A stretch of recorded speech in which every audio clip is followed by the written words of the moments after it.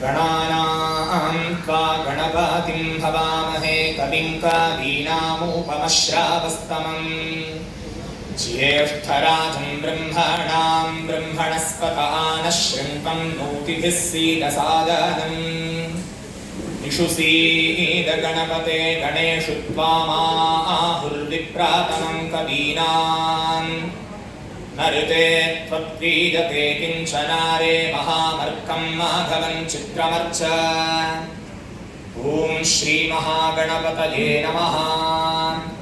मौनव्याख्या प्रकटितपरब्रह्मतत्त्वं परिशिष्ठान्ते वसदृशि गणैरावृतं ब्रह्मनिष्ठैः आचार्येन्द्रं करकलितचिन्मुद्रमानन्दरूपम् स्वात्मा रामं मुदितवदनं दक्षिणामूर्तिमीडे वक्तारमासाद्य यमेव नित्या सरस्वती स्वार्थसमन्वितासीत् निरस्तदुस्तर्ककलङ्कपङ्का नमामि तं शङ्करमर्चिताङ्घ्रिम्।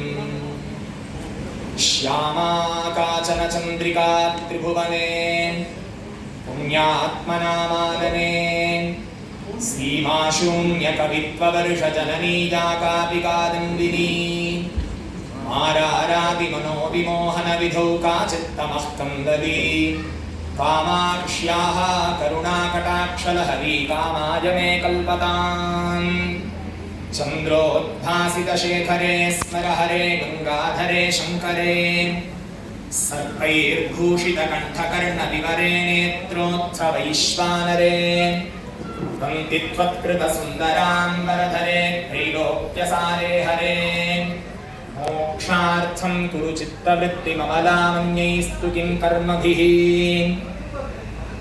आयुर्नश्यति पश्यतां प्रतिदिनं याति क्षयं यौवनं प्रत्यायान्ति गताः पुनर्न दिवसाः कालो जगद्भक्षकः लक्ष्मीतो यतरङ्गभङ्गचपला विद्युच्चलं जीवितम् तस्मान्मां शरणागतं करुणया त्वं रक्ष रक्षाधुना। दूरीकृतसीतार्तिः प्रकटीकृतरामवैभवस्फूर्तिः दारितदशमुखकीर्तिः पुरतो मम भातु हनुमतो मूर्तिः। सद्गुरुचरणारविन्दाभ्यां नमः।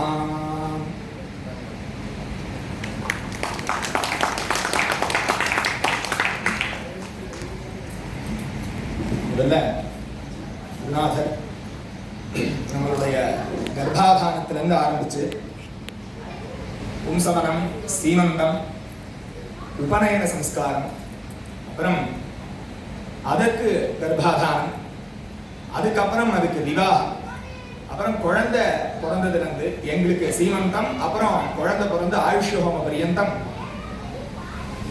குருநாதரா இருந்துட்டு எங்க குடும்பத்துக்கே ஒரு இந்த பூலோகம் முழுக்க பிரகாசிக்கிறது அப்படின்னு சொன்னா எதன் மூலியமா பிரகாசிக்கிறது அப்படின்னா சூரியனுடைய காந்தியினால பிரகாசிக்கிறது இல்லையா? அதுல எந்த சந்தேகமும் இல்லை. அந்த சூரியனுடைய பிரகாசம் அப்படிங்கிறது இருக்கிறதுனாலதான் மற்ற எல்லா விதமான வெளிச்சங்களும் நம்மளால பார்க்க முடியாது இல்லையா? அந்த சூரியனுக்கு ஏதாவது ஒரு உபமானம் காண்பிச்சு இது மாதிரி சூரியன் சொல்ல முடியுமா? சூரியனுடைய வெளிச்சத்தை வேணா காண்பிச்சு வேற எதுக்காவது உபமானம் சொல்லலாம். அப்படி சூரியனுக்கு எப்படி நம்ம உபமானம் காண்பிக்க முடியாதோ அப்பேற்பட்ட மகாபுருஷர் ஸ்ரீவித்யோபாசகர், மகாமகோபாத்தியாயா, மகா பண்டிதர், அவளை பத்தி நம்ம பேசுறதுக்கு கூட நமக்கெல்லாம் யோகியதை இருக்காங்கிறது சந்தேகம். அப்பேற்பட்ட அனுஷ்டாதா, பரம சிவபக்தர், பெரிய மகான், அப்பேற்பட்ட ஸ்ரீ ஸ்ரீ ஸ்ரீ சுப்பிரமணிய சாஸ்திரிகளுடைய வம்சத்துல நம்ம எல்லாம் பிறந்திருக்கோம் அப்படிங்கிறதே நமக்கெல்லாம் மகத்பாகியம். இப்போ எனக்கு என்னன்னா இந்த நாள் தான் பரீட்சை. ஏன்னா யாரும் என்ன தெரியாத இடத்துல பேசலாம், குருநாதர் முன்னாடி பேசுறது அப்படிங்கிறது தான் பெரிய ஒரு பாக்கியமும் அதுதான், பயமும் அதுதான். ஸோ அதனால சாஸ்திரங்கள் சொல்லும் பொழுது என்ன சொல்றது, தேஷாம் த்வஜா ஆசனே ந பிரஸ்வசித்தவ்யம் அப்படின்னு வேற சொல்றது. மகான்கள் இருக்கும் பொழுது, நல்ல படித்தோர்கள், படித்த மகான்கள் இருக்கும் பொழுது அந்த இடத்துல நீ பேசப்படாது, அவர்கள் என்ன சொல்றாலோ கேட்கணுங்கிறது தான் நமக்கு இருக்கு. அப்படி அவர்கள் இருக்கிற இடத்துல நம்ம பேசுறது அப்படிங்கிறது கொஞ்சம் அதிக பிராதானியமான விஷயம் தான், அதிக பிரசங்கமான விஷயம் தான். இருந்தாலும் அவருடைய அனுகிரகத்தை நம்ம வச்சுட்டு அவருடைய ஆசீர்வாதத்தினால நமக்கு தெரிஞ்ச 4 வார்த்தையை இங்க பிரசுரம் பண்றேன். அதற்கு அவர் அனுகிரகம் பண்ணணும்னு பிரார்த்தனை பண்ணிக்கிறேன். இப்போ இந்த உத்கிருஷ்டமான உபநயன சம்ஸ்காரம் நம்ம எல்லாரும் அவசியம் தெரிஞ்சுக்க வேண்டிய ஒரு விஷயம். பிராமண சமூகத்தில் இருக்கக்கூடியவா அவசியம் அத்தானம் பண்ண வேண்டிய ஒரு விஷயம். சாஸ்திரங்கள் சொல்லும் பொழுது ஜந்தூனாம் நரஜன்ம துர்லபம்.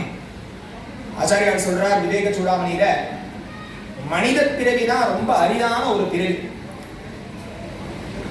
நம்மளுடைய அருணகிரிநாதர் சொல்லுவார், வாய்த்ததோ நுந்தவர்க்கு இப்பிறவி இதனை மதித்திடுமின். எத்தனையோ ஜென்மாவனுடைய புண்ணியத்தினுடைய விசேஷத்தினால உனக்கு இந்த மனுஷ சரீரம் கிடைச்சிருக்குப்பா, இதை வியர்த்தம் பண்ணிவிடாது.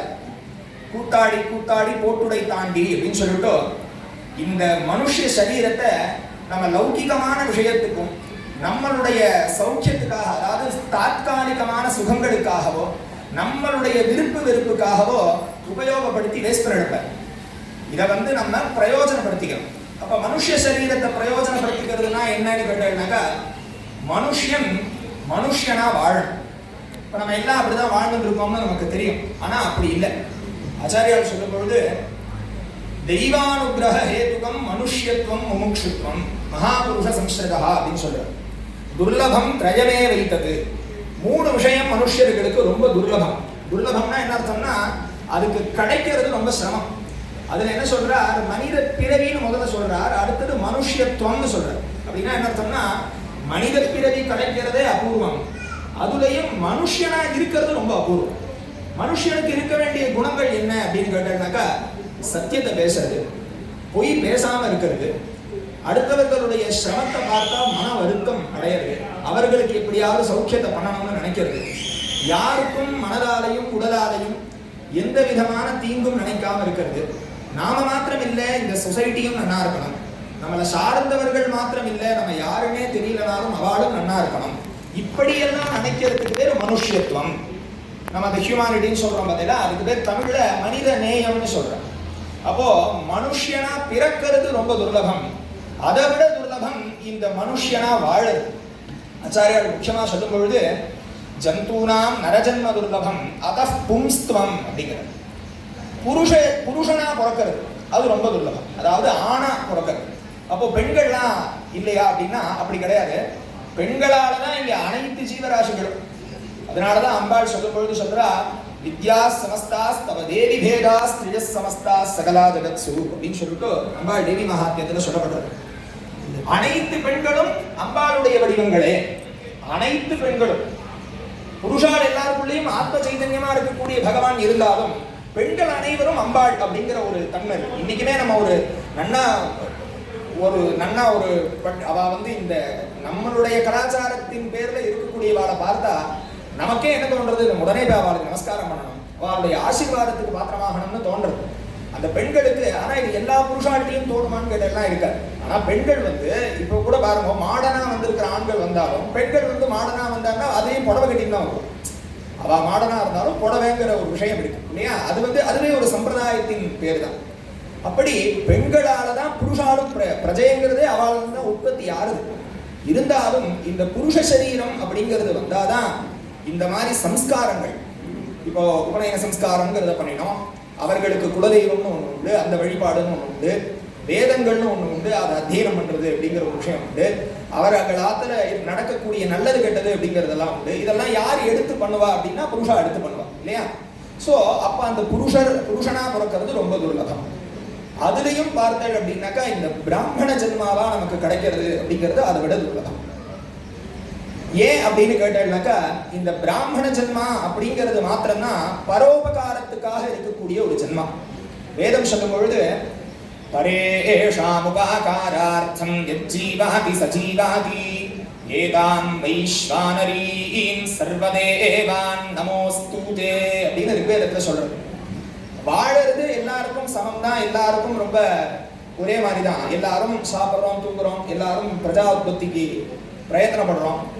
ஆனா வாழ்க்கைங்கிறது யாரு பிரயோஜனமா வாழறா அப்படின்னா, யார் ஒருவர்கள் அடுத்தவர்களுடைய நலனுக்காக வாழ்வார்களோ, நான் மாத்திரம் இல்ல, அந்த ஸ்வயநலம் இல்லாம அடுத்தவர்கள் நன்னா இருக்கணும். பரம் பரோபகாரார்த்தம் யோஜீவதி சஜீவதி.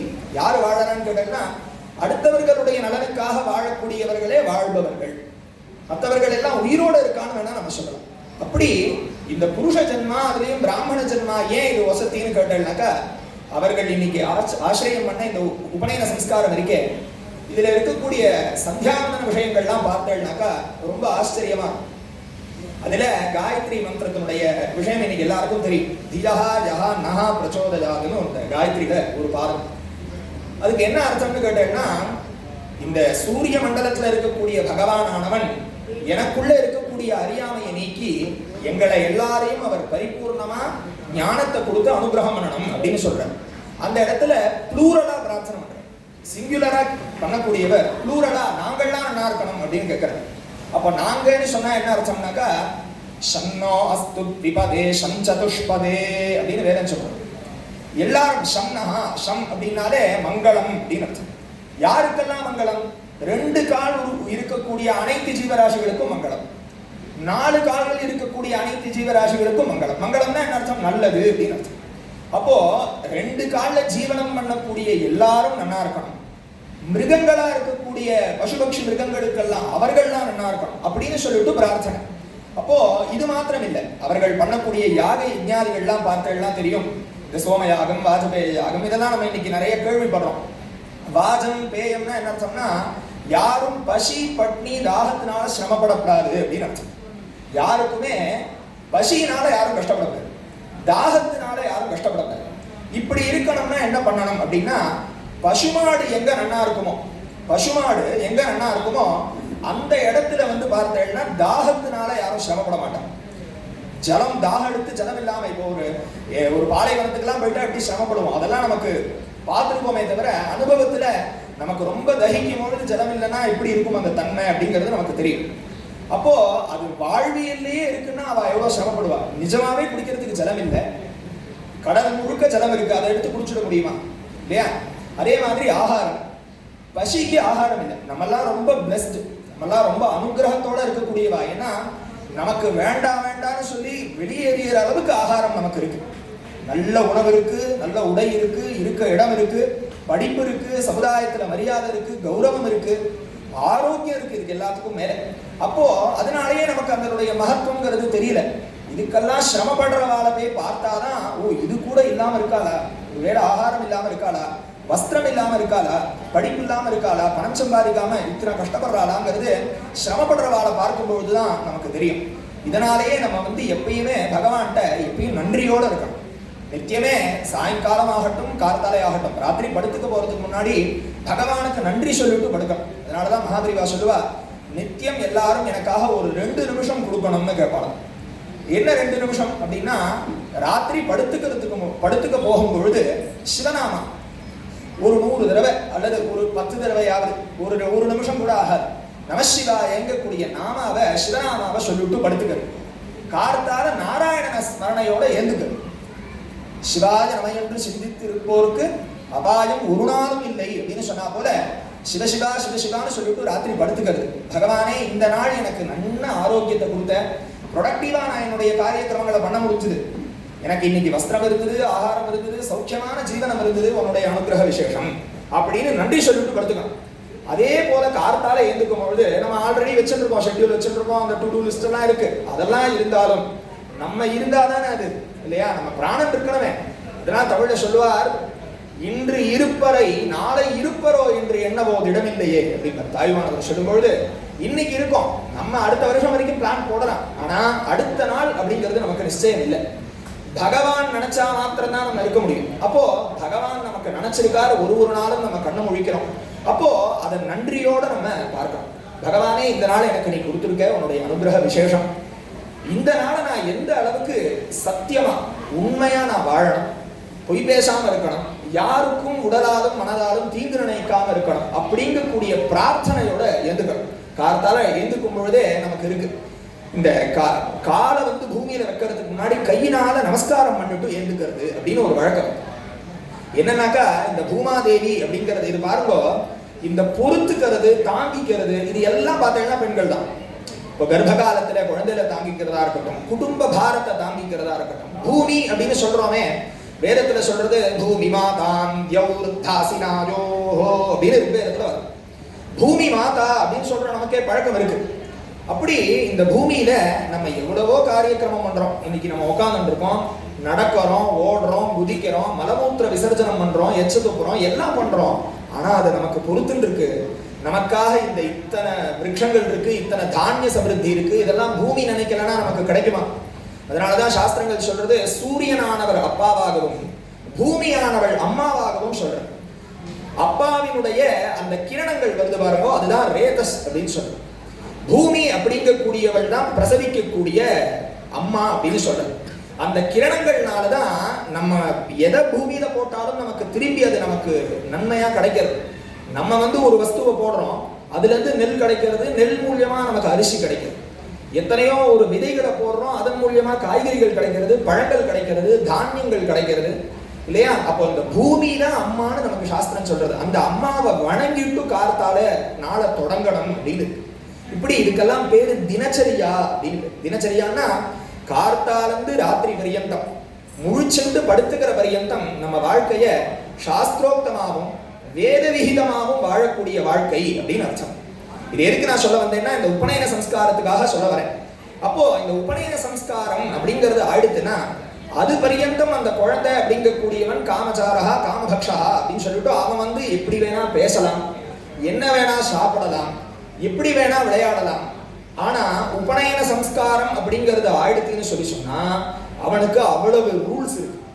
அவன் அவ்வளோ அந்த ரூல்ஸ் அண்ட் ரெகுலேஷனை ஃபாலோ பண்ணணும். ஏன்னு கேட்டா அதுக்கப்புறம் அவன் வாழ்க்கை சுதந்திரம் இல்ல, பரதந்திரம். பரதந்திரம்னா என்ன அர்த்தம்? இன்னொருத்தருக்கு கடமைப்பட்டவன் அவன். யாருக்கு கடமைப்பட்டவன்? வேதமாதாவான காயத்ரிக்கு கடமைப்பட்டவன் இல்லையா? நம்ம உபநயனத்துக்கு கூட நம்ம என்ன சொல்றோம்? பூணல் போடும் ஃபங்க்ஷன் சொல்றோமா? பூணல் போடக்கூடிய பண்டிகைன்னு சொல்றோமா? பிரம்மோபதேசம்னு சொல்றோம். பிரம்மோபதேசம்னா என்னன்னா, பிரம்மம்னா வேதம்னு அர்த்தம். வேதத்தை உபதேசம் பண்ணிக்கிறதுக்கு என்ன யோக்கியதைன்னு கேட்டீங்கன்னா, இப்ப எப்படி நம்ம ஒரு ஒரு ஒரு உத்தியோகத்துக்கு போனோம்னா நம்ம கிட்ட ஒரு டிகிரி இருக்கணும் இல்லையா? இப்போ ஒரு குழந்தை ப்ரீகேஜியோ எல்கேஜியோ போனோம் அப்படின்னா அவனுக்கு அந்த ஏஜ் இருக்கணும். இப்ப நான் போய் ப்ரீகேஜி படிக்கணும்னா முடியாது இல்லையா? அந்த ஏஜ் அப்படிங்கிறது அந்த வயசுல அதுக்கு ஒரு யோக்கியத்தை. வேதாத்தியனமும் சாஸ்திராத்தியனமும் பண்ணணும் அப்படின்னாக்கா அதுக்கு யோக்கியதைங்கிறது உபநயன சம்ஸ்காரம். அதனாலதான் சாஸ்திரம் சொல்றது உபநீதஸ்ய வித்யார்த்தஸ்ய ஸ்ருதிதஸ் சம்ஸ்காரஹ. வேதத்தை அனுசரிச்ச கர்மாக்கள் அனுஷ்டானங்கள் பண்றதுக்கு உண்டான யோக்கியதையை இந்த உபநயனம்ங்கக்கூடிய சம்ஸ்காரத்தின் மூலியமா அவன் பெறான். அந்த வேதத்தை அனுசரிக்கிறதுக்காக தான் அந்த ஜென்மா. அதனாலதான் அவனுக்கு த்விஜன் அப்படின்னு பேர். பெரியப்பா சொன்னா போல அந்த பிராமணன் அப்படிங்கிறவன் பிறக்கும் பொழுதே 3 கடனோட பிறக்கிறான். பிராமண ஜென்மால பிறக்கும் பொழுது 3 கடனோட பிறக்கிறான் அப்படின்னு சொல்லி சாஸ்திரம் வேதம் சொல்றது. அந்த 3 கடன் அப்படிங்கிறது என்ன அப்படின்னாக்கா, ஜாயமானோ வை பிராமணஸ்திரிபிர் நவாஜாயதே பிரம்மச்சர்யேன ரிஷிப்யோ யஜ்ஞேன தேவேப்யः பிரஜயா பித்ருப்யः. இதுக்கு என்ன அர்த்தம்னு கேட்டேன்னா, பிரம்மச்சரிய விரதத்தினால, பிரம்மச்சரியம்னா என்ன அப்படின்னாக்கா பிரம்மம்னா வேதம், வேதம் சொல்படி நடக்கிறது. இப்போ அந்த குழந்தை பண்ணும்பொழுது நீங்க கவனிச்சிருப்பேள், அப்பா வந்து சொல்லுவார் இந்த மாதிரி காரியக்கிரமங்கள்லாம் நீ பண்ணணும் அப்படின்னு சொன்னோன்னா அந்த குழந்தை பாடம் அப்படின்னு சொல்லும். அப்படியே செய்யறேன். ஏன்னா இந்த இடத்துல அப்பாவானவர் அந்த அப்பாங்கிற ஸ்தானத்துக்கு மேல குரு ஸ்தானத்துக்கு வர்றார். ஏன்னா உபதேசம் பண்றதுனால அந்த 2வது ஜென்மான்னு சொன்னேன் இல்லையா? முதல் ஜென்மா அம்மா வயிற்றுல இருந்து, அக்ரஜன்மனா முதல் ஜென்மா அம்மா வயிற்றுல இருந்து, மாதுரக்ரே அதிஜனனம், த்விதீயம் மௌஞ்சி பந்தனே. மௌஞ்சி பந்தனம்னா இந்த வயத்துல வந்து ஒரு தர்ப்ப புல்லுனால கட்டிப்பான்.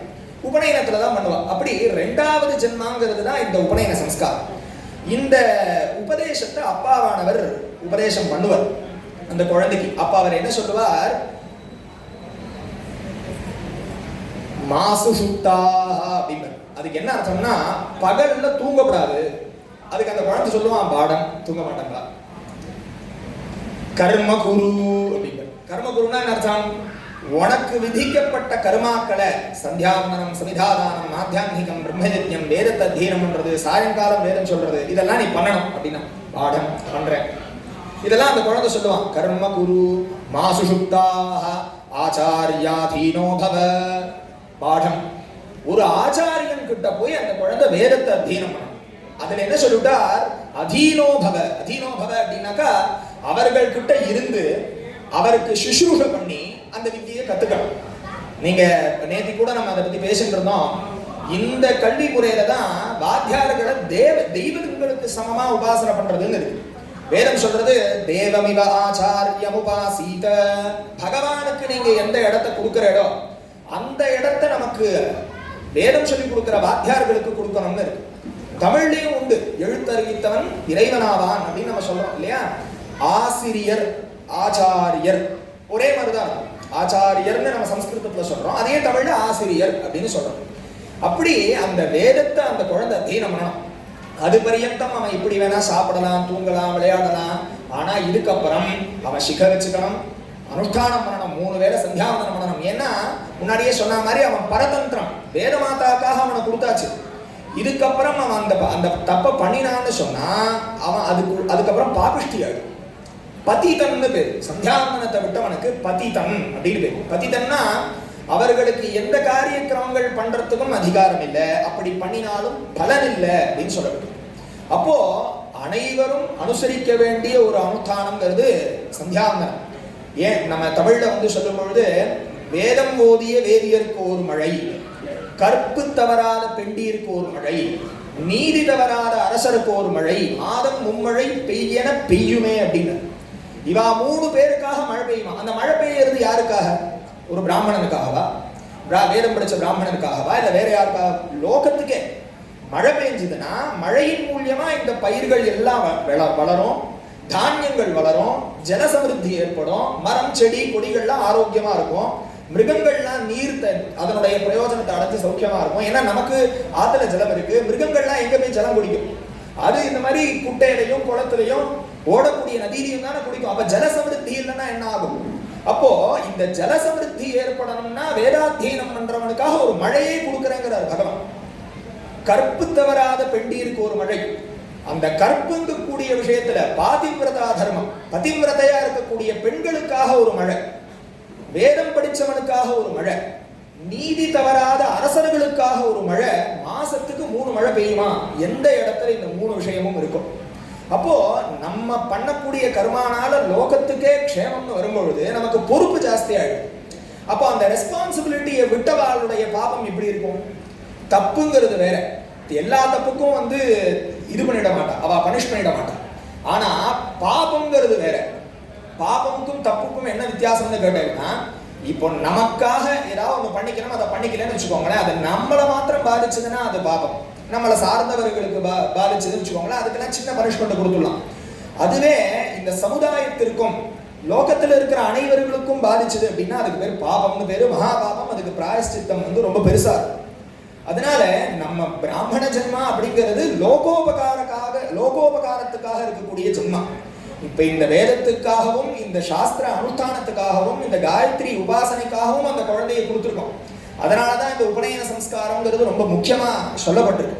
இப்படி அந்த குழந்தைக்கு அந்த உபநயன சம்ஸ்காரம் ஆன உடனே அந்த வேதத்தை அந்த குழந்தை அத்தியனம் பண்ணணும். அந்த சாஸ்திரம் சொன்ன பிரகாரம் அந்த குழந்தை விடியற் காலையில தூங்கக்கூடாது. சூரியோதயத்துக்கு முன்னாடி அந்த குழந்தை எழுந்திரிச்சுடும். அதுக்கு பேர் உஷக்காலம்னு பேர். பிராத சந்தியாம்ச நக்ஷத்திரம். பிராதகால சந்தியாவந்தனம் எப்ப பண்ணணும் அப்படின்னு கேட்டீங்கன்னாக்கா நட்சத்திரம் தெரியும் போது பண்ணணும் அப்படின்னு இருக்கு. அப்படி நம்ம பண்ணணும். எதுக்காக சந்தியாவந்தனம் பண்ணணும் அப்படின்னு ஒரு கேள்வி வரும். அது எதுக்குன்னு கேட்டீங்கன்னாக்கா, நான் முன்னாடியே சொன்னேன் இல்லையா, இந்த லோகம் முழுக்க நன்னா இருக்கணும் அப்படின்னா அதுக்கு முக்கியம் பூமி நன்னா இருக்கணும். பூமி நன்னா இருக்கணும்னா சூரியன் சரியா இருக்கணும். இப்ப இவா 2 பேரையும் கனெக்ட் பண்ற ஒரு விஷயம் என்னன்னா மழை இல்லையா?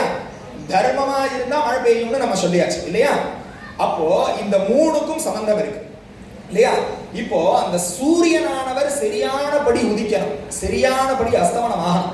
சூரியனுடைய காந்தியே ஜாஸ்தியா எடுத்துனா என்ன ஆயிடுறது? நம்மளால இருக்க முடியாது.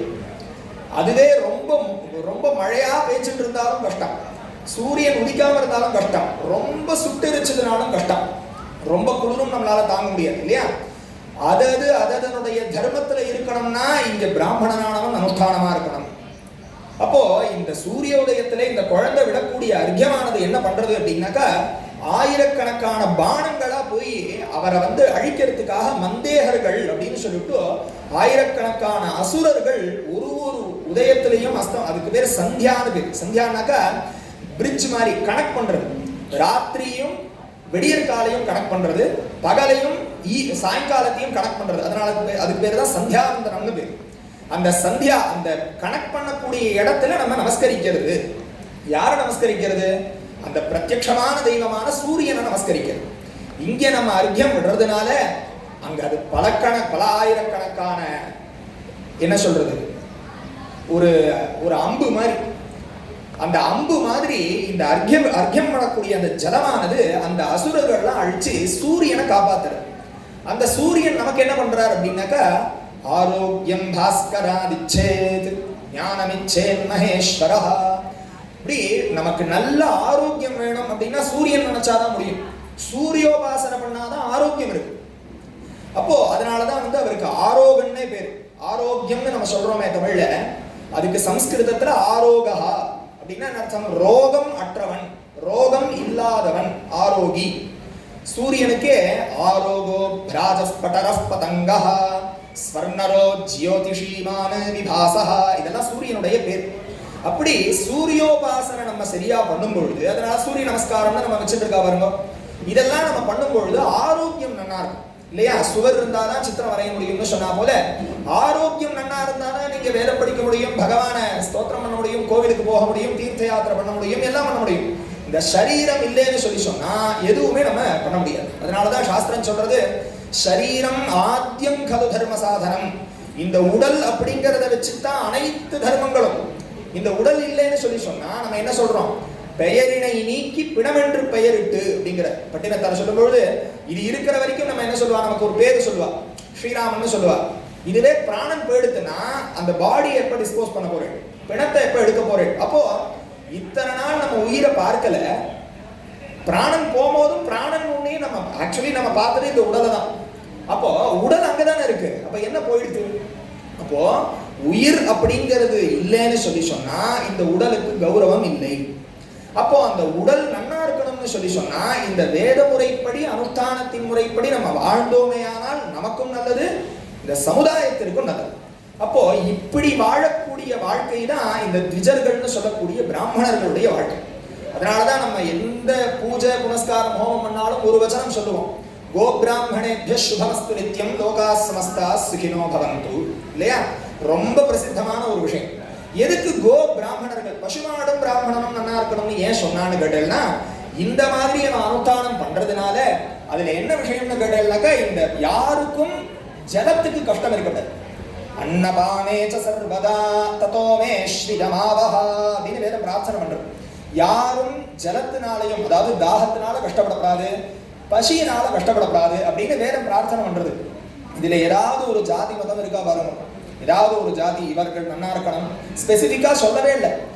வயறு இருக்கக்கூடியவா பசி இருக்கக்கூடியவர்கள் அனைவர்களுக்கும் எல்லாம் கிடைக்கணும்னு வேதம் பிரார்த்தனை பண்றது. இதை அனுசரிக்கிறான் பிராமணன். அதனால பிராமணன் நன்னா இருக்கணும். அவன் நன்னா இருந்தானே ஆனால் இவன் இந்த பிரார்த்தனை செய்யறதுனால, ஏன்னா அவன் சாதாரணமா பிரார்த்தனை பண்ண முடியாது, அவனுக்கு அவ்வளவு டிசிப்ளின் இருக்கு. அவன் பேசுறதுல ஜாக்கிரதையா இருக்கணும், அவன் வாழ்க்கை முறையில ஜாக்கிரதையா இருக்கணும், தூக்கத்துல ஜாக்கிரதையா இருக்கணும், படிப்புல ஜாக்கிரதையா இருக்கணும். அதனாலதான் வள்ளுவர் சொல்றார், கற்க கற்பவை கற்க, கற்றதும் அதற்கு தகன் இருக்குங்கிறார். படிக்கணும், எதை படிக்கணுமோ அதை படிக்கணும். பிரயோஜனம் இல்லாததை படிச்சு பிரயோஜனம் இல்லை. அகங்காரத்தையும் மமகாரத்தையும் இப்படி துவேஷத்தை கொடுக்கக்கூடிய படிப்பு படிச்சு எந்த பிரயோஜனமும் இல்லை. அன்பை கொடுக்கக்கூடியதா இருக்கணும், அறிவு கொடுக்கக்கூடியதா இருக்கணும், சம்ஸ்காரத்தையும் சம்பிரதாயங்களையும் காப்பாற்றக்கூடியதா இருக்கணும், பெரியவர்களுக்கு மரியாதை கொடுக்கக்கூடிய படிப்பு எதுவோ அதுக்கு பேர் தான் படிப்பு. படிப்பு அப்படின்னா என்ன அர்த்தம்னா இதுக்குதான் அர்த்தம். கற்றதனால் ஆய பயனென்கொள் வாளறிவன் நற்றார் தொழார் என்னென்னு வள்ளுவர் சொல்றார். இந்த பகவானை தெரிஞ்சுக்கிறேன்னு சொல்லி சொன்னா இந்த படிப்பு பிரயோஜனம் இல்லை. நீங்க நன்னா படிச்சுட்டு நம்ம பகவான் இல்லைன்னு சொல்லி சொன்னா அது ஏதோ ரொம்ப துச்சமா நம்ம பகவானை பார்க்கறது, இந்த மாதிரி அனுஷ்டான விஷயங்கள் எல்லாம் ரொம்ப பரிகாசம் பண்றது, அதே என்னமோ துச்சமா நினைக்கிறது. இந்த சம்பிரதாயத்தின் மூலியமா இருக்கக்கூடியவா, நெத்திக்கிட்டு இருக்கக்கூடியவா, கோவிலுக்கு போகக்கூடியவா, திருமணத்துக்கு கூடியவா, இவாளெல்லாம் பார்த்தா கேலி கிண்டல் பண்றது, இதெல்லாம் என்னமோ ரொம்ப அவள்லாம் படிச்சுட்டதான் நினைச்சிட்டு இருக்காங்க. படிச்சுட்டதுனால எது வரணும்னு இவாள்லாம் சொல்றா பாருங்க. கற்றதனால் ஆயப்பயன் போல் வாளறிவன் அவர்களை தொழலைன்னு சொல்லி சொன்னா, பகவானை தெரிஞ்சுக்கலைன்னு சொல்லி சொன்னா அந்த படிப்பு பிரயோஜனம் இல்லை. வேணும்னா நம்ம நினைச்சுக்கலாம், இங்க பணம் வர்றது, நான் சம்பாதிக்கிறேன், ஒரு பெரிய பதவி வர்றதுன்னு, இதெல்லாம் இங்க மாத்திரம்தான் வேலை செய்யும். புண்ணியம் இருந்தாதான் நம்ம பரலோகத்துக்கும் அடுத்த ஜென்மாவுக்கும் வேலை செய்யும். இப்போ எத்தனையோ குழந்தைகள் இருக்கா, எத்தனையோ குடும்பங்கள்ல பார்க்கணும், என்ன பிரயத்தனம் பண்ணியும் குழந்தை பிறக்க மாட்டேங்குது, என்ன பிரயத்தனம் பண்ணியும் வியாதி நிவர்த்தி ஆக மாட்டேங்கிறது. கோடி கோடியா பணம் இருக்கு, நினைச்சதை சாப்பிட முடியல, நினைச்சதை சாப்பிட முடியல. இருக்கக்கூடிய இல்லாத வியாதிகள்லாம் சொல்றா, பேர் தெரியாத வியாதிகள்லாம் சொல்றா. நிம்மதியா தூக்கம் வர மாட்டேங்கிறது. பசிக்கு மாத்திரை, தூக்கத்துக்கு மாத்திரை, எல்லா மலமூத்திர விசர்ஜனத்துக்கு மாத்திரை. அப்போ நம்ம நன்னா தெரிஞ்சுக்கணும், இந்த மாதிரி நம்மளுடைய சம்பிரதாயங்கள், சடங்குகள், பகவான் இதெல்லாம் நம்ம துச்சமா பண்றதுனால பகவான் நமக்கு நேரடியா வந்து எந்த வார்னிங்கும் கொடுக்க மாட்டார். பகவான்கிறவர் என்ன, உள்ள இருக்கக்கூடியவர் இல்லையா? நாடும் நகரமும் நல்திரு கோவிலும் தேடி திரிந்து சிவபெருமான் என்று பாடுமின் பாடி பணிமின் பணிந்தபின் கூடிய நெஞ்சத்து கோவிலாய் கொள்வனே. மனசுல பக்குவம் வர வரைக்கும் வெளியில கோவிலுக்கு போகணும், பக்தி பண்ணணும், பகவான நேரடியா தரிசனம் பண்ணணும், தீர்த்த யாத்திரை போகணும், பெரியவாளா இருக்கிறவாளா நமஸ்காரம் பண்ணணும், மரியாதையா இருக்கணும், பணிவோட இருக்கணும். இதுக்கப்புறம் நமக்கு ஒரு பக்குவம் வரும். அப்போ பகவான நமக்குள்ளேயே பார்க்கணும். பகவானானவர் அன்பின் ஸ்வரூபமா இருக்கக்கூடியவர். இதையும் இவர் சொல்றார், திருமூலர் சொல்றார், அன்பும் சிவமும் வேறென்பார் அறிவிலார், அன்பும் சிவமும் ஒன்றே என்று யாரும் அறிவிலார், அன்பும் சிவமும் ஒன்றே என்று அறிந்தபின் அன்பே சிவமாய் அமர்ந்திருப்பரே அப்படிங்கிற. அப்போ வெளியில நம்ம பண்ணக்கூடிய விஷயங்கள்லாம் எதுக்கு அப்படின்னு கேட்டோம்னா, இத்தனை சம்ஸ்காரம் பண்றோம், இத்தனை அனுஷ்டானம் பண்றோம், எதுக்கு இதெல்லாம் பண்ணிட்டு இருக்கா, ஏதோ நம்ம பார்த்தா அதை கிண்டல் பண்ணலாம்னு கூட தோணும். இதெல்லாம் எதுக்குன்னா ஆந்தரிகமான பக்குவத்துக்காக தான். உள்ள பக்குவம் ஏற்பட்டிருக்குன்னா பகவான் உள்ளேயே நமக்கு தெரிய போறார். அதன் மூலியமா நம்ம என்ன பண்ண போறோம், உள்ள இருக்கக்கூடிய பகவானை நம்ம வந்து அந்த ஆத்மஸ்வரூபத்திலேயே நம்ம லயிச்சு இருக்கிறதே பக்தி தான். அதுக்கப்புறம் நமக்கு எதுவும் வேண்டாம். மலையாளத்துல ஒரு விஷயம் சொல்லுவா, இந்த கேரளத்து பிராந்தன்னு சொல்லிட்டு ஒரு சரித்திரம் சொல்லுவாங்க. அவர்கள் வந்து அது கேரளத்து பிராந்தம்னா என்ன அர்த்தம்னா, கேரளம்ங்கிறது தேசம், பிராந்தம்னா பைத்தியம்னு அர்த்தம். பைத்தியம்னா என்ன அர்த்தம்னு கேட்டேன்னாக்கா, நமக்கு அதாவது என்னன்னா தான் என்ன பண்றோங்கிறதையே தெரியாம பண்றது, புறத்தியானுக்கு ஹிம்சை பண்றது, இதெல்லாம் சொன்னா நம்ம என்ன சொல்றோம், அவளை பைத்தியம்னு நம்ம சொல்றோம் இல்லையா? இல்ல அவ மாட்டுக்கு அவ இஷ்டத்துக்கு வந்ததை பண்ணிட்டு இருந்தா பைத்தியம்னு சொல்றோம். அவர் என்ன பண்ணுவாரா, காகஸ்ரீ பட்டதரின்னு பேர். அவர் வந்து ரொம்ப பெரிய மகான் ஒருத்தர் இருந்தார், உத்தண்ட சாஸ்திரிகள்னு சொல்லுவார். அவர் கேரளத்து தேசத்திலிருந்து வந்த அனைத்து மகான்களையும் இந்த வேத சாஸ்திரங்கள்லாம் சொல்லி ஜெயிச்சுட்டார். அப்போ அந்த தேசத்துல இருக்கிறவாளுக்கு ஒரு ரொம்ப கஷ்டமா போயிடுது. ஏன் நம்ம ஊர்ல ஒரு வித்வான்கள் கூட இல்லையா? இப்படி எல்லாரையும் அவர் ஜெயிச்சுடுறாரு, நம்ம ஒரு வித்வான்களை உருவாக்கணும் அப்படின்னு சொல்லிட்டு என்ன பண்றா, இது நம்ம கையில இல்லையே. இப்ப நம்ம வந்து வெளியில இருந்து எல்லாம் பண்றோம்னு சொல்றோம், இந்த கண்ணு காது மூக்கு வாயி அதனுடைய இடத்துல இருக்கிறதுக்கு நம்மளா வேலை பார்க்கிறோம். இதெல்லாம் கஷ்டப்படுறவாளுக்கு தான் தெரியும் அந்த சிரமம் என்னன்னு. பகவான் நம்ம நேற்று கூட பேசிட்டு இருந்ததா இருந்தது. அதாவது குழந்தை பெற்றுக்கிறது விஷயம் இல்லை, அந்த குழந்தை நல்லபடியா பிறக்கிறது யார் கையில இருக்கு இல்லையா? கண்ணு காது மூக்கு வாயெல்லாம் நமக்கு இருக்கிறதுக்கு 1000 குறை சொல்றோம். நான் வந்து கொஞ்சம் கலரா இருந்திருக்கலாம், இல்ல கருப்பா இருந்திருக்கலாம், இந்த இடம் மூக்கு இப்படி இருந்திருக்கலாம், வாய் இப்படி இருந்திருக்கலாங்கிறோம். உண்மையாலுமே நம்ம எல்லாம் எதுக்கு சந்தோஷப்படணும்? சரீரம் அதனுடைய தன்மையோட இருக்கு. கண்ணு தெரியறது, காது கேட்கறது, மூக்கு நுகர்றது. எத்தனை குழந்தைகளுக்கு பிரெயின் ஃபங்க்ஷன் பண்ண மாட்டேங்கிறதுங்கிற, ஹார்ட் ஃபங்க்ஷன் பண்ண மாட்டேங்கிறதுங்கிறான். பிறந்த குழந்தைய போய் உள்ள வச்சிருக்கான். அப்போ நமக்கெல்லாம் அந்த சிரமம் ஏற்படலையே இல்லையா? அது யாருனால? நம்ம பெரியவா பண்ண அனுஷ்டானத்தினால. இப்பவே நம்ம நல்லா தெரிஞ்சுக்கணும், நம்ம பெரியவா நமக்கு எல்லாம் பண்ணி கொடுத்துட்டு போயிட்டா, நம்ம குழந்தைகள் நல்லா இருக்கணும்னா நம்ம சரியா இருக்கணும். நம்ம நினைச்சிட்டு இருப்போம், சரி எல்லாம் அவெல்லாம் பண்ணிட்டு போயிட்டா, இதெல்லாம் ஸ்டூபிட், இதெல்லாம் என்ன பைத்தியக்காரத்தனமா இருக்கு, இன்னும் நீங்க ஓல்டு பீப்புளா இருக்கு, நீங்க எல்லாம் வந்து ஏதோ அன்சிவிலைஸ்டுலாம் பேசுறா. அன்சிவிலைசேஷன் லெவலுக்கு போயிட்டா அனுஷ்டானம் பண்றவாளை பார்த்தா, கோவிலுக்கு போறவாளை தான் பார்த்தா அப்படி சொல்ல ஆரம்பிச்சிட்டா, காட்டுவாசிகள்னு நினைச்சிருக்காங்க. ஸோ இப்படி இருக்கக்கூடியவாளுக்கெல்லாம் நம்ம சொல்லக்கூடிய பெரிய இதெல்லாம் வார்னிங் மாதிரி வேதம் சொல்றது. இப்படி அனுஷ்டானத்தையும் பக்தியையும் இந்த மாதிரி நம்ம நெத்திக்கிட்டுக்கிறதையோ சம்பிரதாயங்களை ஃபாலோ பண்றதையோ இதெல்லாம் குறை சொல்றவாளுக்கு அவர்களுக்கு தெரியாது, அவர்களை சார்ந்தவர்கள் சிரமப்படும் போது அடிச்சுப்பா. அன்னைக்கு கோவிலா போவா. அதுவும் பார்த்தீங்கன்னா நம்ம குழந்தைகள் நல்லா இருப்பா. ஏன்னா பேரன் அப்படிங்கிறவன் யாருன்னாக்கா தாத்தாவுக்கு சொந்தமான பெயருடையவன் பெயர். இப்போ எனக்கு குழந்தை பிறக்கிறதுன்னு வச்சுக்கோங்க, அது உங்களோட அப்பா பண்ண புண்ணியம். என் குழந்தைக்கு குழந்தை பிறக்கிறது தான் என் புண்ணியம். அப்ப தெரியும் அவன் நல்லபடியா பிறந்து நல்ல அவயவயங்கள்லாம், அந்த அவயவயங்கள்லாம் என்னன்னா கண்ணு காது மூக்கு வாயெல்லாம் நல்லா இருந்து சொல்ற பேச்சை கேட்டு நம்ம சாஸ்திர சம்பிரதாயங்கள்லாம் மதிச்சு நெத்திக்கிட்டு போடான்னா இட்டுண்டு சுவாமி நமஸ்காரம் பண்றான்னா பண்ணி, இப்படி எல்லாம் குழந்தை பிறக்கிறது நம்ம கையில இல்ல, ஞாபகம் வச்சுக்கணும். நம்ம பெரியவா பண்ணதுனால அட்லீஸ்ட் நம்ம குழந்தை சொன்னாலாவது கேட்கிறா. நம்ம பண்ணாம போனோம், அவளை நினைச்சு வருத்தப்பட்டே நம்ம பிராணம் போகும். நன்னா சாஸ்திரம் சொல்றது லோகத்துல ரொம்ப கஷ்டம் அப்படின்னு எது அப்படின்னு கேட்டா, வியசனம் வியசனேஷு தனம் மதி. ரொம்ப மனசளவுல வருத்தப்படுறவனை விட பெரிய வியாதி எதுவுமே இல்லை, இல்லையா? மனசு உடையவன் நம்ம கிட்ட எவ்வளவு பணம் இருக்கட்டும், உணவு இருக்கட்டும், துணிமணி இருக்கட்டும், ஸ்தானம் இருக்கட்டும், மனசுல நிம்மதி இல்லை அப்படின்னு சொன்னா அவர்கள் எப்படி இருக்க முடியும்? அவளால சாப்பிட முடியாது, தூங்க முடியாது, அவ்வளவு கஷ்டம் இருக்கும் அவர். இதெல்லாம் எப்படி வரும்னா, பகவான் என்ன பண்ணுவார், நீ இந்த மாதிரி சாஸ்திர சம்பிரதாயங்கள்லாம் நீ துச்சமா பேசின, இது ஏதோ நீ 4 வார்த்தை இங்கிலீஷை படிச்சுட்டு இப்படி தப்பு, இது முட்டாள்தனம்னு பேசிவிட்ட, இது எப்படி உனக்கு நான் காண்பிக்கிறேன்னு சொல்லிட்டு மனசளவுல கஷ்டத்தை கொடுக்குறேன். முதல்ல மனசு கெட்டு போகும், தூக்கம் வராது, பசி இருக்காது, நம்ம எதை பண்ணணும்னு நினைக்கிறோமோ பண்ண முடியாது, உடம்பு முழுக்க வியாதி வந்துவிடும், நினைச்ச வஸ்துவை சாப்பிட முடியாது, இப்படி எல்லாம் இருந்தும் இல்லாம போயிடும். அப்போ நமக்கு தெரியும், ஓ இதுதான் இதுக்கெல்லாம் பலனா அப்படின்னு. அன்னைக்கு நம்ம வருத்தப்பட்டு எந்த பிரயோஜனமும் இல்லை. சோ பகவான் சொல்றார், இன்னைக்கே தெரிஞ்சுக்கோ, தழுக்கிய நாளில் தர்மமும் செய்யீர் அப்படிங்கிற. அழுக்கினை ஓட்டி அறிவினை நிறையீர், தழுக்கிய நாளில் தர்மமும் செய்யீர். இன்னைக்கு நமக்கு என்ன இருக்கா, நம்ம சொன்னா போல இன்னைக்கு நம்ம கார்த்தால முழிச்சு கிடந்தோம்னா எல்லாம் பெரியவாள்லாம் சொல்லுவா, நாளைக்கு நம்ம வார்த்தை எடுக்க மாட்டான். பொழைச்சு கிடந்தா அப்படின்னு ஒரு வச்சனம் இருந்தது பழைய காலத்துல, பொழைச்சு கிடந்தா பார்க்கலாம் அப்படின்னு. அதுக்கு என்ன அர்த்தம்னா, நாளைக்கு இருப்பேன்னு என்ன நிச்சயம் இல்லையா? அனித்யம் அசுகம் லோகம் இவம் பிராப்திய பதஸ்வமாங்கிறார் பகவான் கீதையில.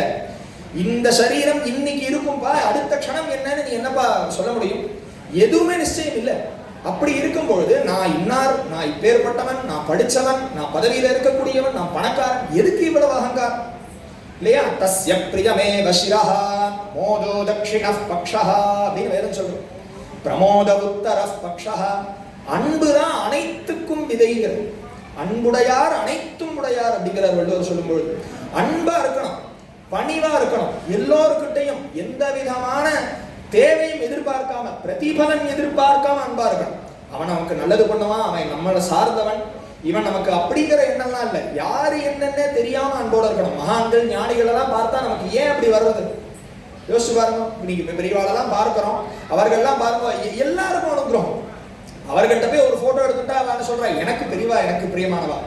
அதுவே இன்னொருத்தர் சொல்லும் போது, அவ எனக்கு தான் பிரியமானவா, இன்னொருத்தர் அவ எனக்கு தான் பிரியமானவா. அத்தனை பேரும் சொந்தம் கொண்டாடுறா. எதனால? அவர்களுக்கு ராகமும் இல்லை, துவேஷமும் இல்லை.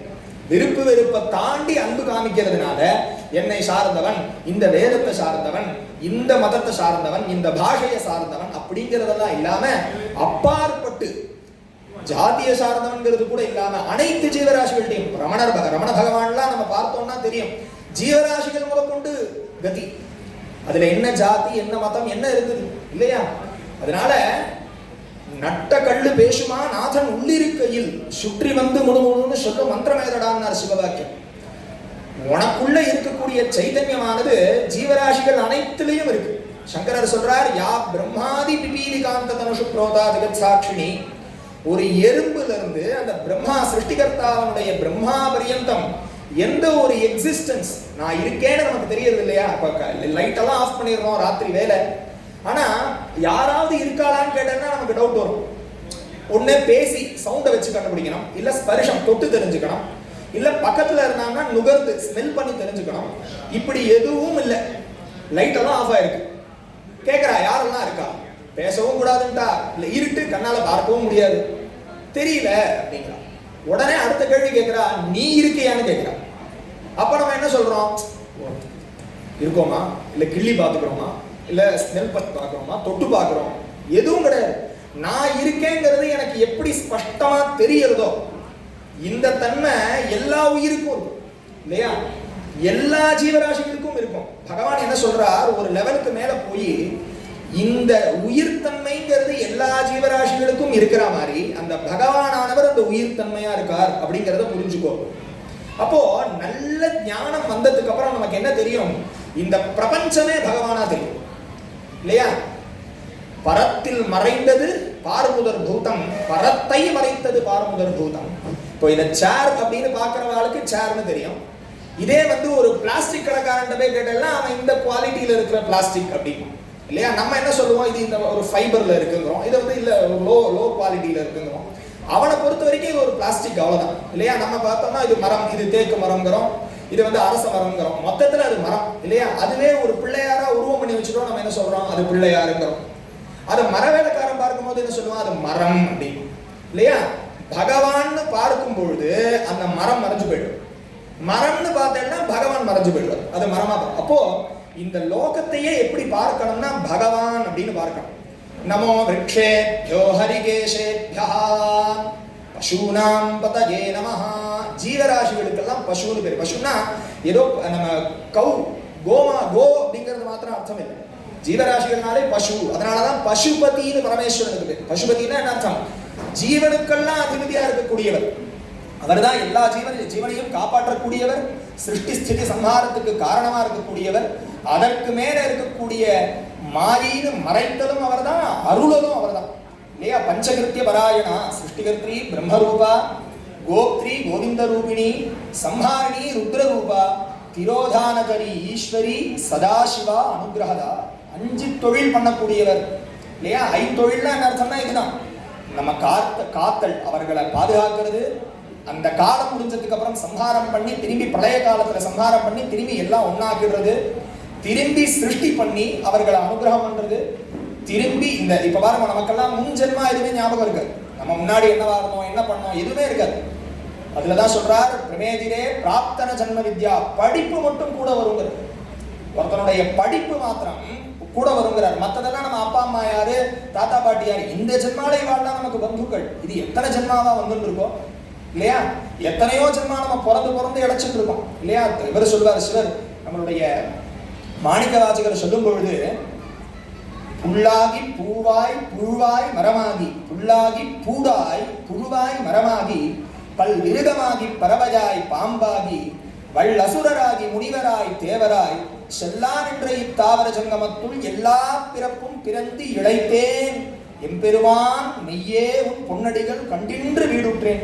எல்லா பிறப்பும் பிறந்தாச்சு, இதுக்கப்புறம் ஒன்றும் பிறக்கிறதுக்கு இல்லை. பகவான் ரொம்ப கருணை பண்ணியிருக்கிறதுனாலதான் இந்த ஜென்மாவை மனுஷ சரீரத்தை கொடுத்துருக்காரு. இதை நம்ம யூஸ் பண்ணிக்கிறேன்னா திருப்பி புழுவா தான் பிறக்கணும், திரும்பி புழுவா பிறக்கணும். அப்புறம் நிறைய ஜீவராசிகள் இருக்கேன், இந்த மாதிரி ஜீவராசிகளா பிறக்கணும். அப்புறம் நீர்வாழ் மிருகங்களா பிறக்கணும், அப்புறம் பரவன மிருகம், அப்புறம் ஊர்வன மிருகம், இப்படியெல்லாம் பிறந்து மரம் செடி கொடிகளா பிறந்து பசுமாடா பிறந்து அப்புறம் பிராமண ஜென்மான்னு கிடைக்கிறதுன்னு சாஸ்திரம் சொல்லுது. நம்ம எல்லாம் பிராமண சமூகம்ங்கிறதுக்காக இந்த விஷயத்தை சொல்றேன். இப்ப ஆண் பெண்ணுங்கிறதெல்லாம் தாண்டி இந்த சம்ஸ்காரத்துக்குள்ள நீங்க எல்லாருமே இருக்கல இல்லையா. இப்ப நம்ம அனுஷ்டானம் பண்றோமோ பண்ணலையோ, இந்த சம்ஸ்காரம்ங்கிறது நமக்குள்ள விதிக்கப்பட்டிருக்கு. இன்னும் ஒரு 50 வருஷத்துக்கு முன்னாடி அனைத்து மகான்களும் வேதம் படிச்சலாம். இன்னைக்குதான் எல்லாம் மாறி போயிடுது. எல்லாம் உத்தியோகத்துக்காகவும் இந்த ஆங்கிலேய படிப்பு முறையெல்லாம் வந்ததுனால நம்மளுடைய இந்தியன் நாலேஜ் சிஸ்டம் போயிடுது.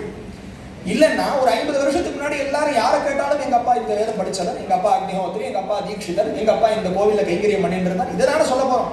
இன்னைக்கு எல்லாம் மாறி போய் உட்காந்துட்டு இருக்கோம், இன்னைக்கு எல்லாத்தையும் போட்டோல பார்க்கணும். இதை நன்னா புரிஞ்சுக்கணும். இது நிரந்தரம் இல்லை. நாளைக்கு பணங்காசு இருக்கும், வீடு வாசல் இருக்கும், புண்ணியம் இருக்காது. புண்ணியம் இல்லை அப்படின்னு சொன்னா நம்ம குழந்தைகள் நன்னா இருக்க முடியாது. ஞாபகம் வச்சுக்கோங்க, வியாதி இல்லாம இருக்கணும். எல்லாத்த விட பெரிய சொத்து அப்படிங்கிறது வியாதி இல்லாம இருக்கிறது தான். பகவான் எங்க வைப்பாருன்னா அந்த இடத்துல வைப்பார். ஆத்துல ஹோம் அப்ளையன்சஸ் எல்லாம் இருக்கும், ஜெனரேட்டரும் இருக்கும், அதுக்கு ஒரு பேட்டரின்னு இருக்கணும்.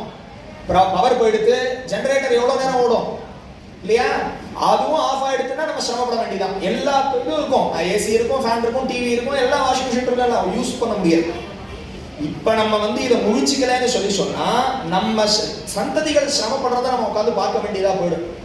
சர்வ ஜாக்கிரதையா இருக்கணும். நாம மாத்திரம் அனுஷ்டானம் பண்ணி பிரயோஜனம் இல்லை, அவர்களையும் பண்ண வைக்கணும். இப்போ சாப்பிட்றோம், நாம மாத்திரம் சாப்பிட்டா போதும்னு நினைக்கிறோமோ? பெத்தவாள்லாம் நமக்கு இல்லைனாலும் குழந்தை சாப்பிடணும்னு நினைக்கிறோம் இல்லையா. பட்னி இருந்தாலும் குழந்தை சாப்பிடணும்னு நினைக்கிறோம். அப்போ தர்ம விஷயத்துல மாத்திரம் ஏன் நினைக்க மாட்டேங்கிறோம்? நம்ம சத்தியாவதனம் பண்றோம், நான் பூஜை பண்றேன், குழந்தையை காப்பாத்து. எப்படி காப்பாற்றணும்? அவன் வியாதிக்கு அவன் தான் வந்து சாப்பிடணும். நான் பண்றதெல்லாம் எல்லாமே அவளுக்கு போய் சேர்ந்துட போறது கிடையாது. மாதா பிதா செய்தது மக்களுக்கேன்னு நம்ம சொன்னா கூட ஒரு டைமுக்கு அப்புறம் இவா எல்லாம் அனர்த்தம்னு தெரியும். ஆச்சாரியால் சொல்றார், மாதா நாஸ்தி பிதா நாஸ்தி நாஸ்தி பந்து சகோதர, அர்த்தம் நாஸ்தி கிரகம் நாஸ்தி தஸ்மாத் ஜாகிரத ஜாகிரத அப்படிங்கிற. குடும்பங்கள், குழந்தைகள், மனைவி, மக்கள், உற்றார், உறவினர் இவாள்லாம் பொய் அப்படின்னு தெரிஞ்சதுக்கு அப்புறம் தான் நமக்கு வால்மீகி கிடைச்சார். அவர் ஒரு வேடனா இருந்தார். இந்த கதை எல்லாருக்கும் தெரிஞ்சிருக்கும் இல்லையா? நீ பண்ணக்கூடிய பாபத்துல அவ பங்குக்கு வாங்கிக்கிறாளான்னு கேளு அப்படின்னா. அப்பா அவ மனைவி சொல்லுவா, என்ன நீ தாலி கட்டி கூட்டின்னு வந்துட்ட, என்னை காப்பாற்ற வேண்டிய கட்டாயம் உனக்கு இருக்கு, கடமை இருக்கு. நீ பண்ற பாபத்தை நான் ஏன் வாங்கிக்கிறேன்? உன் தர்மத்தை நீ பண்ற, உன் டியூட்டி நீ பண்ற, நான் எதுக்கு வாங்கிக்கணும்னு கேட்கிறேன். குழந்தைகள், நீங்க 2 பேர் சும்மா இருந்தீங்கன்னா நான் ஏன் எனக்கு ஜீவனம்? நான் உங்களால தானே பிறந்திருக்கேன், நான் எதுக்கு வாங்கிக்கணும் அப்படின்னு கேட்கிறான். அப்போ இவர் அப்புறம் யோசிக்கிறார், இவாளுக்காக தானே நான் கஷ்டப்படுறேன், இவாளுக்காக தானே தூக்கம் முழிச்சு நான் ஒரு உயிரை கொண்டு அந்த ஜீவனை எடுத்துன்னு வரேன். இவா என்னடான்னா ஒருத்தர் கை காமிச்சு எனக்கு எந்த சம்மந்தம் இல்லைங்கிறாளே. அப்போ இந்த வாழ்க்கை பொய். இந்த உற்றார் உறவினர்கள்லாம் யாரும் நிரந்தரமற்றவர்கள். இவா நம்ம கூட வரப்போறது இல்லை. நம்ம கூட வரப்போறது என்ன ஞாபகம் வச்சுக்கோங்க.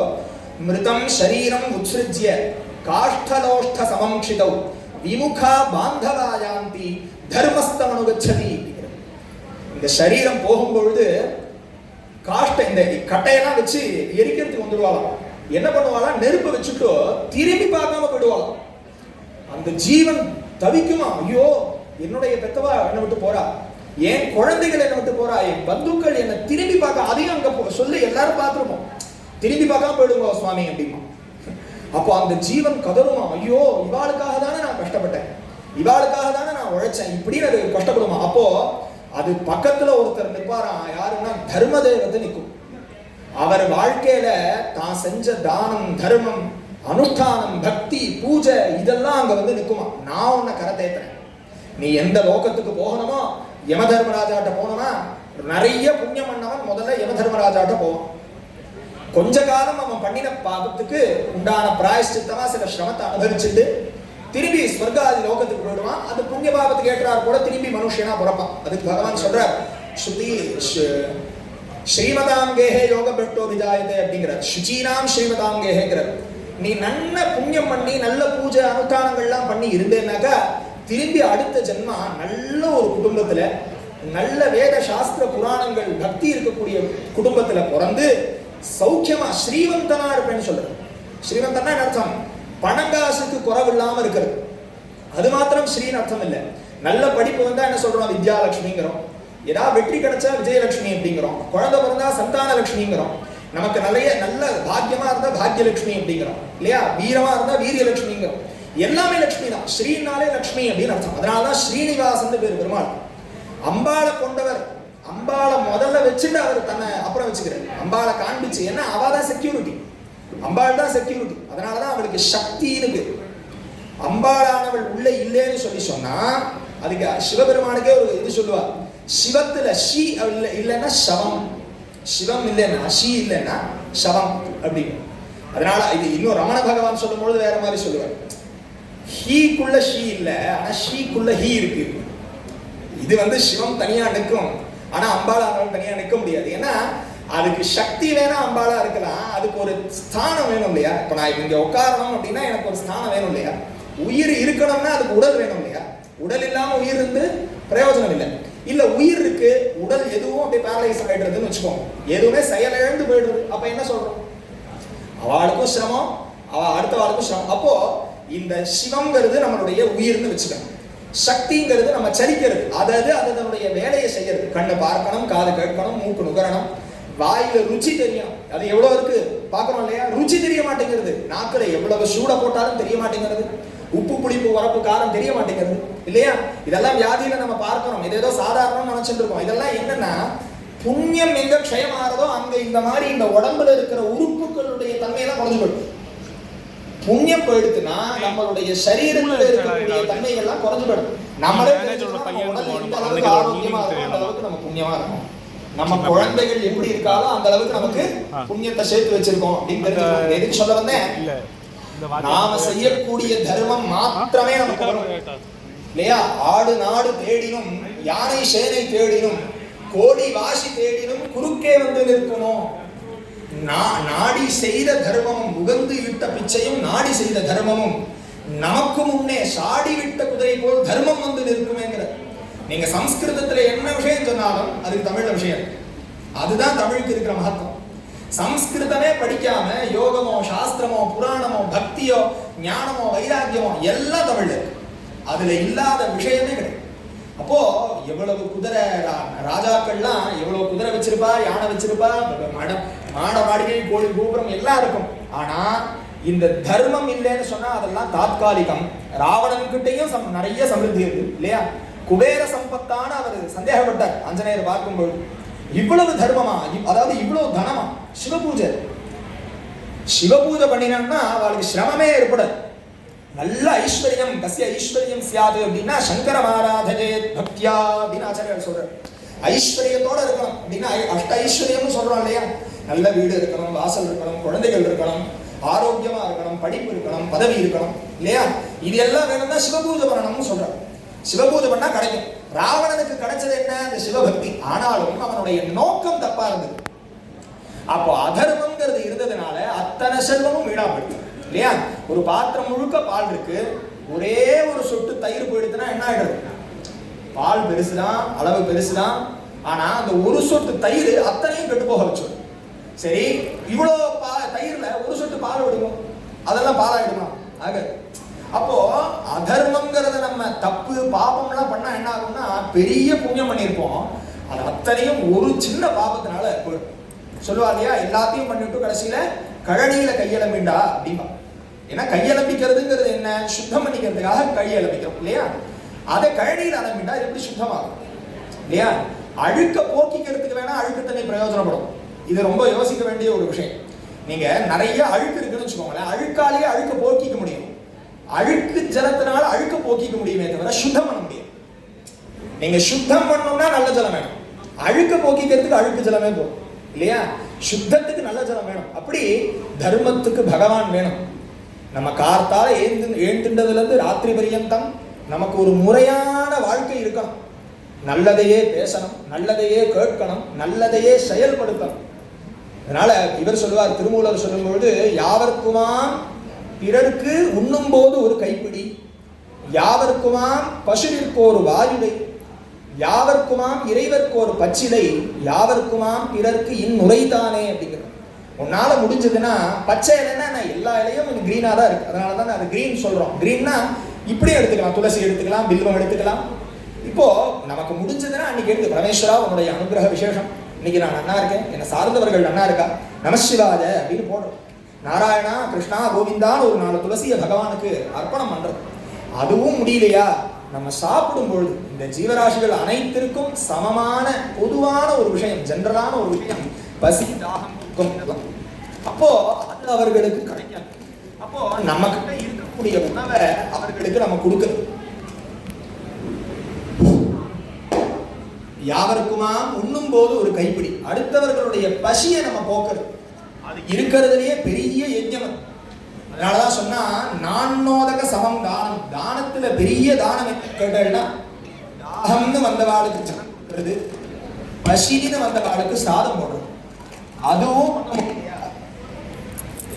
ரோட்ல பசுமாட்டெல்லாம் இருக்கும், பசுமாடுன்னு இல்லை, காளமாடோ ஏதோ ஒரு ஜீவராசி, அவர்களுக்கு அந்த பச்சை இலை எடுத்து கொடுக்கறது.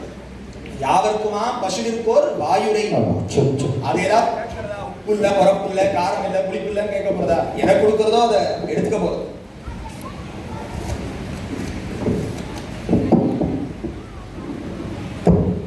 அப்படி பசுமாட்டுக்கு நம்மளால முடிஞ்ச அந்த வைக்க பொருள்னு இருக்கு. அது என்ன? வெறும் சக்கை தான். அதுல இருக்கிற தன்மையெல்லாம் எடுத்துட்டு அது நம்ம கிட்ட வெறும் அந்த டஸ்ட்டை வாங்கிக்கிறது. அதை வாங்கிட்டு அது நமக்கு பாலா கொடுக்கறது இல்லையா? முடிஞ்சா அந்த பசுமாட்டுக்கு அதை பண்ணுங்க. இது 3ம் முடியலையா? சுவாமிக்கு பூஜை பண்ண முடியல, யாருக்கும் சாதம் போட முடியல, பசுமாட்டுக்கு ஒரு வைக்கப்பொருள் கூட வாங்கி போட முடியல, அட்லீஸ்ட் இதை ஒண்ண பண்ணுங்க. யாவருக்குமா பிறர்க்கு இன்முறை தானே, அடுத்தவர்கள் மனசு போனாத மாதிரி பேசுங்கோ அப்படின்னு. இதை விட எங்கேயாவது ஒரு சிம்பிளா சொல்ல முடியும்? அடுத்தவர்கள் மனசு போனாம பேசுறது இன்னுரை, அன்பா பேசுங்க. வச்சனேகா தரித்திரதாங்கிறாரு ஆச்சாரியர், சாஸ்திரத்துல வருது.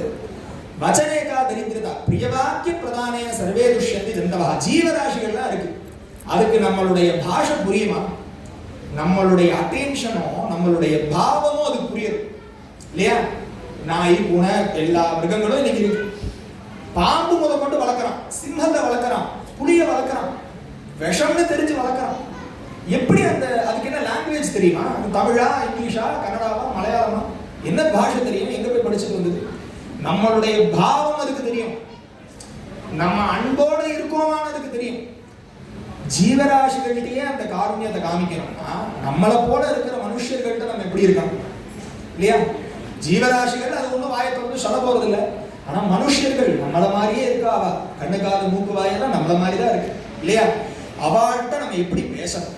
அன்பா பேசணும். அதான் திருமூலர் சொல்றாரு, இந்த 3 முடியலையா கடைசி பட்சம் அதையாவது பண்ணுங்க. அன்பா இருக்கும், துவேஷமா இல்லைனாலும் அன்பா இருக்கும். துவேஷமா இருக்கவே வேண்டாம் யாருக்கிட்டையும். பிரியமா இல்லைனாலும் அட்லீஸ்ட் துவேஷம் பண்ணாமையாவது இருக்கும். நான் மாத்தி சொல்லிவிட்டேன், பிரியமா இல்லைனாலும் துவேஷம் பண்ணாம இருக்கும். யாரையும் கடுஞ்சொல் சொல்லக்கூடாது, யாரையும் மனசு போன்ற மாதிரி நடந்துக்கூடாது. நம்ம 10 மனுஷால வருத்தப்பட வச்சுட்டு பகவானுக்கு நம்ம பூஜை பண்றதுனால அவர் திருப்தி ஆக மாட்டார். ஏன்னு கேட்டால்னாக்கா, பகவானானவர் அனைத்து ஜீவராசிகள்கிட்டையும் இருக்கார்.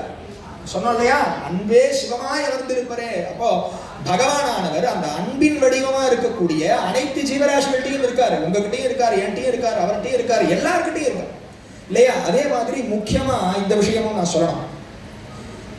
எல்லாருமே நம்ம எல்லாம் வேலை செஞ்சுட்டு இருக்கோம், எல்லாருமே அவாவா ஒர்க் பண்ணிட்டு இருக்கோம். அதுக்கெல்லாம் ஒரு வேலை செஞ்சு அதுக்கெல்லாம் நம்ம கௌரவமான வேலையெல்லாம் வச்சுட்டு இருக்கோம் இல்லையா? இதை தாண்டி சர்வீஸ் பண்றதுன்னு ஒண்ணு இருக்கு. சர்வீஸுக்கும் வேலைக்கும் என்ன வித்தியாசம்? சம்பளம் வாங்காம பண்ணா சர்வீஸ் கிடையாது, சம்பளம் வாங்காம பண்ணாலும் அது வேலை தான். சர்வீஸ் அப்படின்னா என்னன்னா, நம்மளுடைய மலமூத்திரங்கள், நம்மளுடைய அழுக்கு, நம்மளுடைய குப்பை, இதெல்லாம் யாரு சுத்தம் பண்ணுவாரோ அவளுக்கு பேர் சர்வீஸ்னு. அவளுக்கு பேரு இப்போ எத்தனையோ துப்புரவு தொழிலாளர்கள் இருக்கா, நம்ம ஆத்திரையே பெருக்கி துடைக்கிறவா இருக்கா, துணி துவைக்கிறவா இருக்கா, பாத்திரம் தேய்க்கிறவா இருக்கா. அதெல்லாம் யாரு போட்ட குப்பை? நம்ம போட்ட குப்பை. நம்ம என்ன சொல்றோம்? ஒரு குப்பைக்காரர் இருந்தாருன்னா அவரை குப்பைக்காரர்னு சொல்றோம். அவன் என்ன பண்றான்? சுத்தக்காரர்னு சொல்றோம். அவன் சுத்தம் பண்றதுக்கு எடுத்துன்னு போறான். குப்பையை போடுறவன் நம்ம அவளை என்ன சொல்றோம்? குப்பைக்காரன்னு சொல்றோம் இல்லையா? நம்ம வேலையை செஞ்சுட்டு இருக்கா, அவ சர்வீஸ் பண்றா. நம்ம அழுக்க அவ துடைக்கிறா, நம்ம எச்சலாவா எடுக்கிறா, நம்ம போட்டு அது என்ன சொல்றது, அவளு அந்த வேலையை செய்யறவா, சர்வீஸ் பண்றவா, அவ பகவானுக்கு சமம். ஆனா ஞாபகம் வச்சுக்கணும், ஆச்சாரியார் சொல்றார், கேயம் கீதா நாம சஹஸ்ரம் கேயம் ஸ்ரீபதி ரூபமதஸ்ரம் தீய ஜனாயஜ வித்தம் அப்படிங்கிற. தீன ஜனாயஜ வித்தம் ரொம்ப பணத்தளவுல, படிப்பளவுல ரொம்ப சாதாரண வேலைகள்லாம் செய்யக்கூடியவா யாரா இருக்கா சொல்லுங்க? அவ அண்ணா படிச்சுட்டு ஐஐடியில படிச்சுட்டா வேலை செஞ்சு வரப்போறா, இல்ல அண்ணா யூனிவர்சிட்டியில முடிச்சுட்டு வரப்போறாள். அந்த படிப்புக்கு வசதி இல்லைங்கிறதுனால தானே அந்த வேலையை செய்யறா. அவ கூட தான் குழந்தை அடுத்தது இதுக்கு வரக்கூடாதுன்னு நினைக்கிறேன். காரணம் அதுதான் சர்வீஸ். கஷ்டம் இல்லையா? நம்ம எல்லாமும் வேலை செஞ்சுட்டு இருக்கோம், எல்லாரும் ஒருத்தர் அவ டிபெண்ட் பண்ணி தான் இருக்கும், நானும் ஒருத்தர் டிபெண்ட் பண்ணி தான் இருக்கேன். அது விஷயம் இல்லை, ஆனா அது ஒன்றும் சர்வீஸ்ன்னு சொல்லிட முடியாது. ஆனா அவெல்லாம் நம்மளுடைய அழுக்க தொடச்சு நம்மளை சுத்தம் பண்றதுக்காக இருக்கா. அவளை நம்ம கஷ்டப்படுத்த, யாரையும் துச்சமா நினைக்கக்கூடாது, யாரையும் கேவலமா பேசக்கூடாது, மனசு வருத்தப்படுற மாதிரி ஒரு வார்த்தை கூட வரக்கூடாது. முக்கியமா இந்த சர்வீஸ் ஓரியன்டா இருக்கக்கூடிய பீப்புள்களுக்கெல்லாம் கஷ்டமே கொடுக்கக்கூடாது. அவர்களை நம்ம பகவானா பார்க்கணும். அதனாலதான் சாஸ்திரம் சொல்றது, வேதம் சொல்றது, அதிதி தேவோ பவ. அதிதி அப்படின்னா என்ன அர்த்தம்? திதின்னா பிரதம, திதிய, திருதிய, சதுர்த்தி, பஞ்சமி, ஷஷ்டின்னு அந்த 15 நாள் இருக்கு இல்லையா, அது பேர் திதின்னு பேர். அது ஒரு கணக்கு இருக்கு. 8வது நாள்னா அஷ்டமி, 11வது நாள்னா ஏகாதசி, 13வது நாள்னா திரையோதசின்னு கணக்கு இருக்கு. அதிதி அப்படின்னா என்ன? விருந்தாளிகள்னு அர்த்தம். அவர்களுக்கு அந்த ரூல்ஸ் எல்லாம் கிடையாது. என்னைக்கு வேணா, யாரு வேணா, எப்ப வேணா வருவா. அவர்களுக்கு அதுக்கு கணக்கு கிடையாது. அதனால அவ அதிதி. அப்போ அவ இன்னார்னு சொல்லல, இந்த மதம் இந்த ஜாதின்னா எதுவும் சொல்லல. யார் நம்ம ஆத்துக்கு தேடி வந்தாலும் அதுக்காக விருந்தோம்பல்னு சொல்லிட்டு 10 குறள் எடுக்கிறார் வள்ளுவர். வேதமும் சொல்றது அதிதி தேவோ பவ. சாதாரணமா அவர்களை மதின்னு சொல்லல, பகவான் அளவுக்கு மதிக்கணும்னு சொல்ற. எப்படி இருக்கு பாருங்க. ஆச்சாரிய தேவோ பவ, ஆசிரியரை தேவனா நினை. அம்மா அப்பாவை தேவர்களா, பகவானுக்கு துல்லியமா அம்மாவை நினைக்கணும், பகவானுக்கு துல்லியமா அப்பாவை நினைக்கணும்னு சொல்ற இடத்துல இந்த மாதிரி அதிதிகளை பகவானா நினைக்கணும். அதுக்கு என்ன சொல்ற? ஹாஸ்பிட்டாலிட்டி, வரவேற்கணும். அவர்கள் வரும்பொழுது ஸ்தானம் கொடுக்கணும், ஜலம் கொடுக்கணும், குஷல பிரஷ்னம் விசாரிக்கணும் அப்படின்னு சொல்றது. 4 விதம் அப்படின்னு சொல்றது. இப்படி இருக்கணும். ஒருத்தர் வரும்பொழுதே அவர் முகம் தோன்ற மாதிரி ஏதாவது பண்றதோ, மனசு வருத்தப்படுற மாதிரி பண்றதோ, இதெல்லாம் பண்ணிட்டு அதுக்கப்புறம் அவருக்கு பஞ்சபக்ஷணம் பரிமாறி பிரயோஜனம் இல்லை. வரும்பொழுது அன்போடு வரவேற்கணும், நல்ல இன்முகத்தோட இருக்கணும். நான் சொன்னா போல பிறர்க்கு இன்னுரை தானே, இன்முகத்தோட இருக்கணும், நல்ல வார்த்தை பேசணும். இப்படி இதெல்லாம் ரொம்ப பேசிக் தர்மமா இருக்கு. நம்ம உபநயன சம்ஸ்காரம்னு எடுத்துட்டு வந்தோம், இதுக்குள்ள இதெல்லாம் அடங்கிருக்கு. வேதாத்தியனம் சாஸ்திராத்தியனம்னா பிராமணர்களுக்கு மாத்திரம், இது அந்த குழந்தைக்கு மாத்திரம் இல்லை, அவளை சார்ந்து இருக்கிறவர்களுக்கு இதெல்லாம் தெரியணும். அந்த இதுக்கு பேர் என்ன சொல்றா, வேல்யூஸ் சொல்ற. இந்த வேல்யூஸ் தெரிஞ்சுட்டாதான் நமக்கு அப்புறமும் நம்ம குழந்தைகள் இந்த சம்பிரதாயத்துல இருப்பா. இன்னைக்கோ ஒரு நாள் எங்க ஆத்துல இப்படி ஒண்ணு நடந்தது, அவர் இப்படி சொன்னார், இன்னைக்கு தெரியாது. இப்போ விதை போடுறவர் ஒருத்தரா இருக்கார், அது மரமாயி கனி காய்கறிகள் அனுபவிக்கிறவ வேறவாளா இருக்கார். விதை போட்டவர்களே அனுபவிச்சுடுறாளா? இல்ல, அவர்களுடைய காலம் ஒரு மாதிரி இருக்கு, அதனுடைய பிரயோஜனம் அனுபவிக்கக்கூடியவர்களுடைய காலம் ஒரு மாதிரி இருக்கு. ஆனா நான் தான் அனுபவிக்கலையேன்னு சொல்லிட்டு விதை போடுறதை நான் நிறுத்தினேன்னா யாரு கஷ்டப்பட போறா? யோசிச்சு பாருங்க. இன்னைக்கு நம்ம நன்னா இருக்கணும்னு எல்லா மரத்தையும் விட்டுடுறோம், யாரு கஷ்டப்பட போறா? இன்னைக்கு நம்ம குழந்தைகள் தான் கஷ்டப்பட போறா. அப்போ நம்ம இன்னைக்கு சொசைட்டிக்கும் இந்த நம்மளை சார்ந்த மனுஷர்களுக்கும் இயற்கைக்கும் பண்ணக்கூடிய தர்மம் யாருக்கு நல்லதுன்னு கேட்டா அந்த ஊருக்கு நல்லது அப்படிங்கிறது இல்ல, லோகத்துக்கே நல்லது, நம்ம சந்ததிகளுக்கு நல்லது. நம்ம எல்லாம் என்ன பிளான் பண்ணியா இந்த ஊர்ல வந்திருக்கோம்? ஒருத்தருக்கு சொந்த ஊர் ஒண்ணு இருக்கு, எல்லாம் பழப்புக்காக வந்தவா தானே. நம்ம ஏதாவது பிளான் பண்ணோமா, நம்ம இந்த நாள்ல இந்த இடத்துல இப்படி இருக்க போறோம் நம்ம யாராவது நினைச்சிருப்போம்? ஏதோ சும்மா ஒரு பிளான் பண்ணிக்கலாம், அவ்வளவுதான். ஆனா நடக்கிறது நம்ம கையில கிடையாது. சொல்லுவா இல்லையா, நடக்கிறது நாராயணம் பாடு இல்லையா, நம்ம கையில கிடையாது, பகவான் நடத்திக்கிறார். அப்போ நம்ம என்ன பண்ணணும், ஸ்வயநலத்தோட இன்னைக்கு மாத்திரம் என்ன அப்படின்னு யோசிக்கப்படும். எப்பயுமே பொது நலத்தோட ஒரு பெரிய திருஷ்டியில யோசிக்கணும். தீர்க்க திருஷ்டின்னு சொல்றா பாருங்க, அவ தீர்க்கமா அன்னைக்கே இதெல்லாம் யோசிச்சு பண்ணி வச்சா. வைஷ்ணவ சம்பிரதாயத்துல சொல்லுவார், அப்போதைக்கு இப்போதே சொல்லி வைத்தேன் அப்படின்னு. ஒருவேளை என்னுடைய சரீரம் போற சமயத்துல பணம் காசு பொருள்லாம் வந்ததுக்கு அப்புறம் பகவானை மறந்துட்டேன்னா, அதன் மூலியமா எனக்கு நரக்கம் கிடைச்சிருக்குன்னா என்ன பண்றது? அன்னைக்கு நான் உன் நாம சொல்லலைன்னா என்ன பண்றது? அஜாமிளன் தன்னுடைய குழந்தைய கூப்பிட்டாலும் நிமித்தத்துக்காக சொன்னாலும் நாராயணன் பகவான் பேரை சொல்லிட்டான். நம்ம இன்னைக்கு பேரா வச்சுட்டு இருக்கோம். யோசிச்சு பாருங்க, யாராவது ஒரு பகவானுடைய நாம இங்கி பிங்கி பாங்கி இதெல்லாம் பேரா? அசிங்கமா இருக்கு கேட்கிறது. கிருஷ்ணா ராமா கோவிந்தான்னு பகவன் நாமா வைக்கணும், நான் மகாதேவான்னு வைக்கணும், சம்பூன்னு பேர் வைக்கணும். இனி குழந்தைகளுக்கு பேர் வைக்கிறதுலயே அவளுக்கு ஒரு ஞானம் இல்லை. அப்போ குழந்தைகளுக்கு நல்ல பேர் வைக்கணும், பகவானுடைய பெயர் வைக்கணும். அது எதுக்குன்னு கேட்டேன்னா, அஜாமிள சரித்திரம் இதோ நான் ஹாஸ்யமா சொல்றேங்கிறதுக்கு சொல்ல வரல, ரொம்ப சீரியஸா சொல்றேன். பகவான் ஞாபகம் வச்சுக்கோங்க, வாழ்க்கை முழுக்க தப்பு பண்ணினவர் அஜாமிளர்.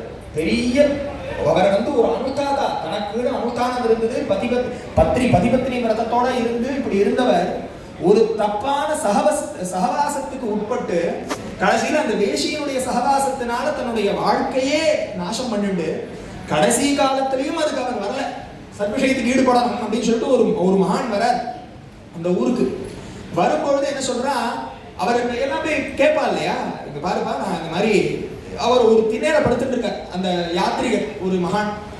அது யாருன்னு கேட்டேன்னா அஜாமிளருடைய கிரகம். படுத்துட்டு இருக்கும் பொழுது ஆத்துல இருக்கிறவா வருவா, யார் வந்திருக்கா என்னைக்கு, ஓ சன்னியாசி வந்திருக்கார், அவருக்கு சத்காரம் பண்ணணும்னு சொல்லிட்டு ஆத்துல இருக்கிறவாள்லாம் வர வந்தோடனே கேட்டோடனே எல்லாம் நமஸ்காரம் பண்றா, எங்களுக்கு நீங்க அனுகிரகம் பண்ணணும் அப்படின்னு சொல்றா. அந்த வேஷி சொல்றா, அவ கூட ஒரு டைம்ல என்ன எடுத்து அந்த தொழிலை விட்டுட்டு ஒருத்தனுக்குன்னு மாறிட்டான். ஆனா இவர் தன் தர்மத்தை விட்டுட்டு வெளியில வந்துட்டார். அப்போ என்ன ஆயிடுறது அப்படின்னு சொல்லி கேட்டாருன்னா, அப்ப அவ சொல்றா, எங்களுக்கு நீங்க அனுகிரகம் பண்ணணும். அப்போ அவருக்கு சரித்திரம்லாம் கேட்கிறார், உன்னுடைய ஏன்னா கேரக்டர் முக்கியம், என்னென்ன நீ பண்ணியிருக்க அப்படிங்கிறத கேட்கும்போது சொல்ற, நான் இந்த மாதிரி இருந்தேன், என்னுடைய விருப்பு வெறுப்புனால இந்த மாதிரி பண்ணிட்டேன். சரிப்பா பரவாயில்ல, நீ என் கூட வந்துடு, நான் யாத்திரைக்கெல்லாம் போறேன், க்ஷேத்திரத்துக்கெல்லாம் போறேன், என் கூட வந்து. அதுக்கு அவர் சொல்றாரு, 80 வயசுக்கு மேல இல்லை என்னால முடியாது. அப்பயும் ஞானம் வரல, வயசா பகவானை தோழணுங்கிற எண்ணம் வரல, இல்ல முடியாது, இவாளோடயே இருந்து இதாயிடுது. அப்புறம் சொல்றாரு, சரி நான் உனக்கு ஒரு சில ஜப அனுஷ்டானங்கள்லாம் தரேன், பகவன் நாமாவுக்கு மிஞ்சின எந்த மருந்தும் இல்லை, நீ இதெல்லாம் ஜபம் பண்ண. ஐயோ அதெல்லாம் என்னால முடியாது, என்னால என்ன நான் மறந்துட்டேன்னா என்ன பண்றது, அது ஆல்ரெடி அனுபவிச்சுட்டு இருக்கேன், இன்னும் சிரமப்படணும் வேண்டாம் அப்படிங்கிற. என்னதான் பண்றது? ஏன்னா மகான்கள்ட்ட ஒரு கேள்வி கேட்டுட்டோம்னு வச்சுக்கோங்களேன், அவன் நமக்கு அடிமையாயிடுவான். ஏதாவது பண்ணிதானே ஆகணும் இல்லையா? அவ தப்பே பண்ணாலும் கூட அவளை காப்பாத்துற பொறுப்பு அவளுக்கு இருக்கு.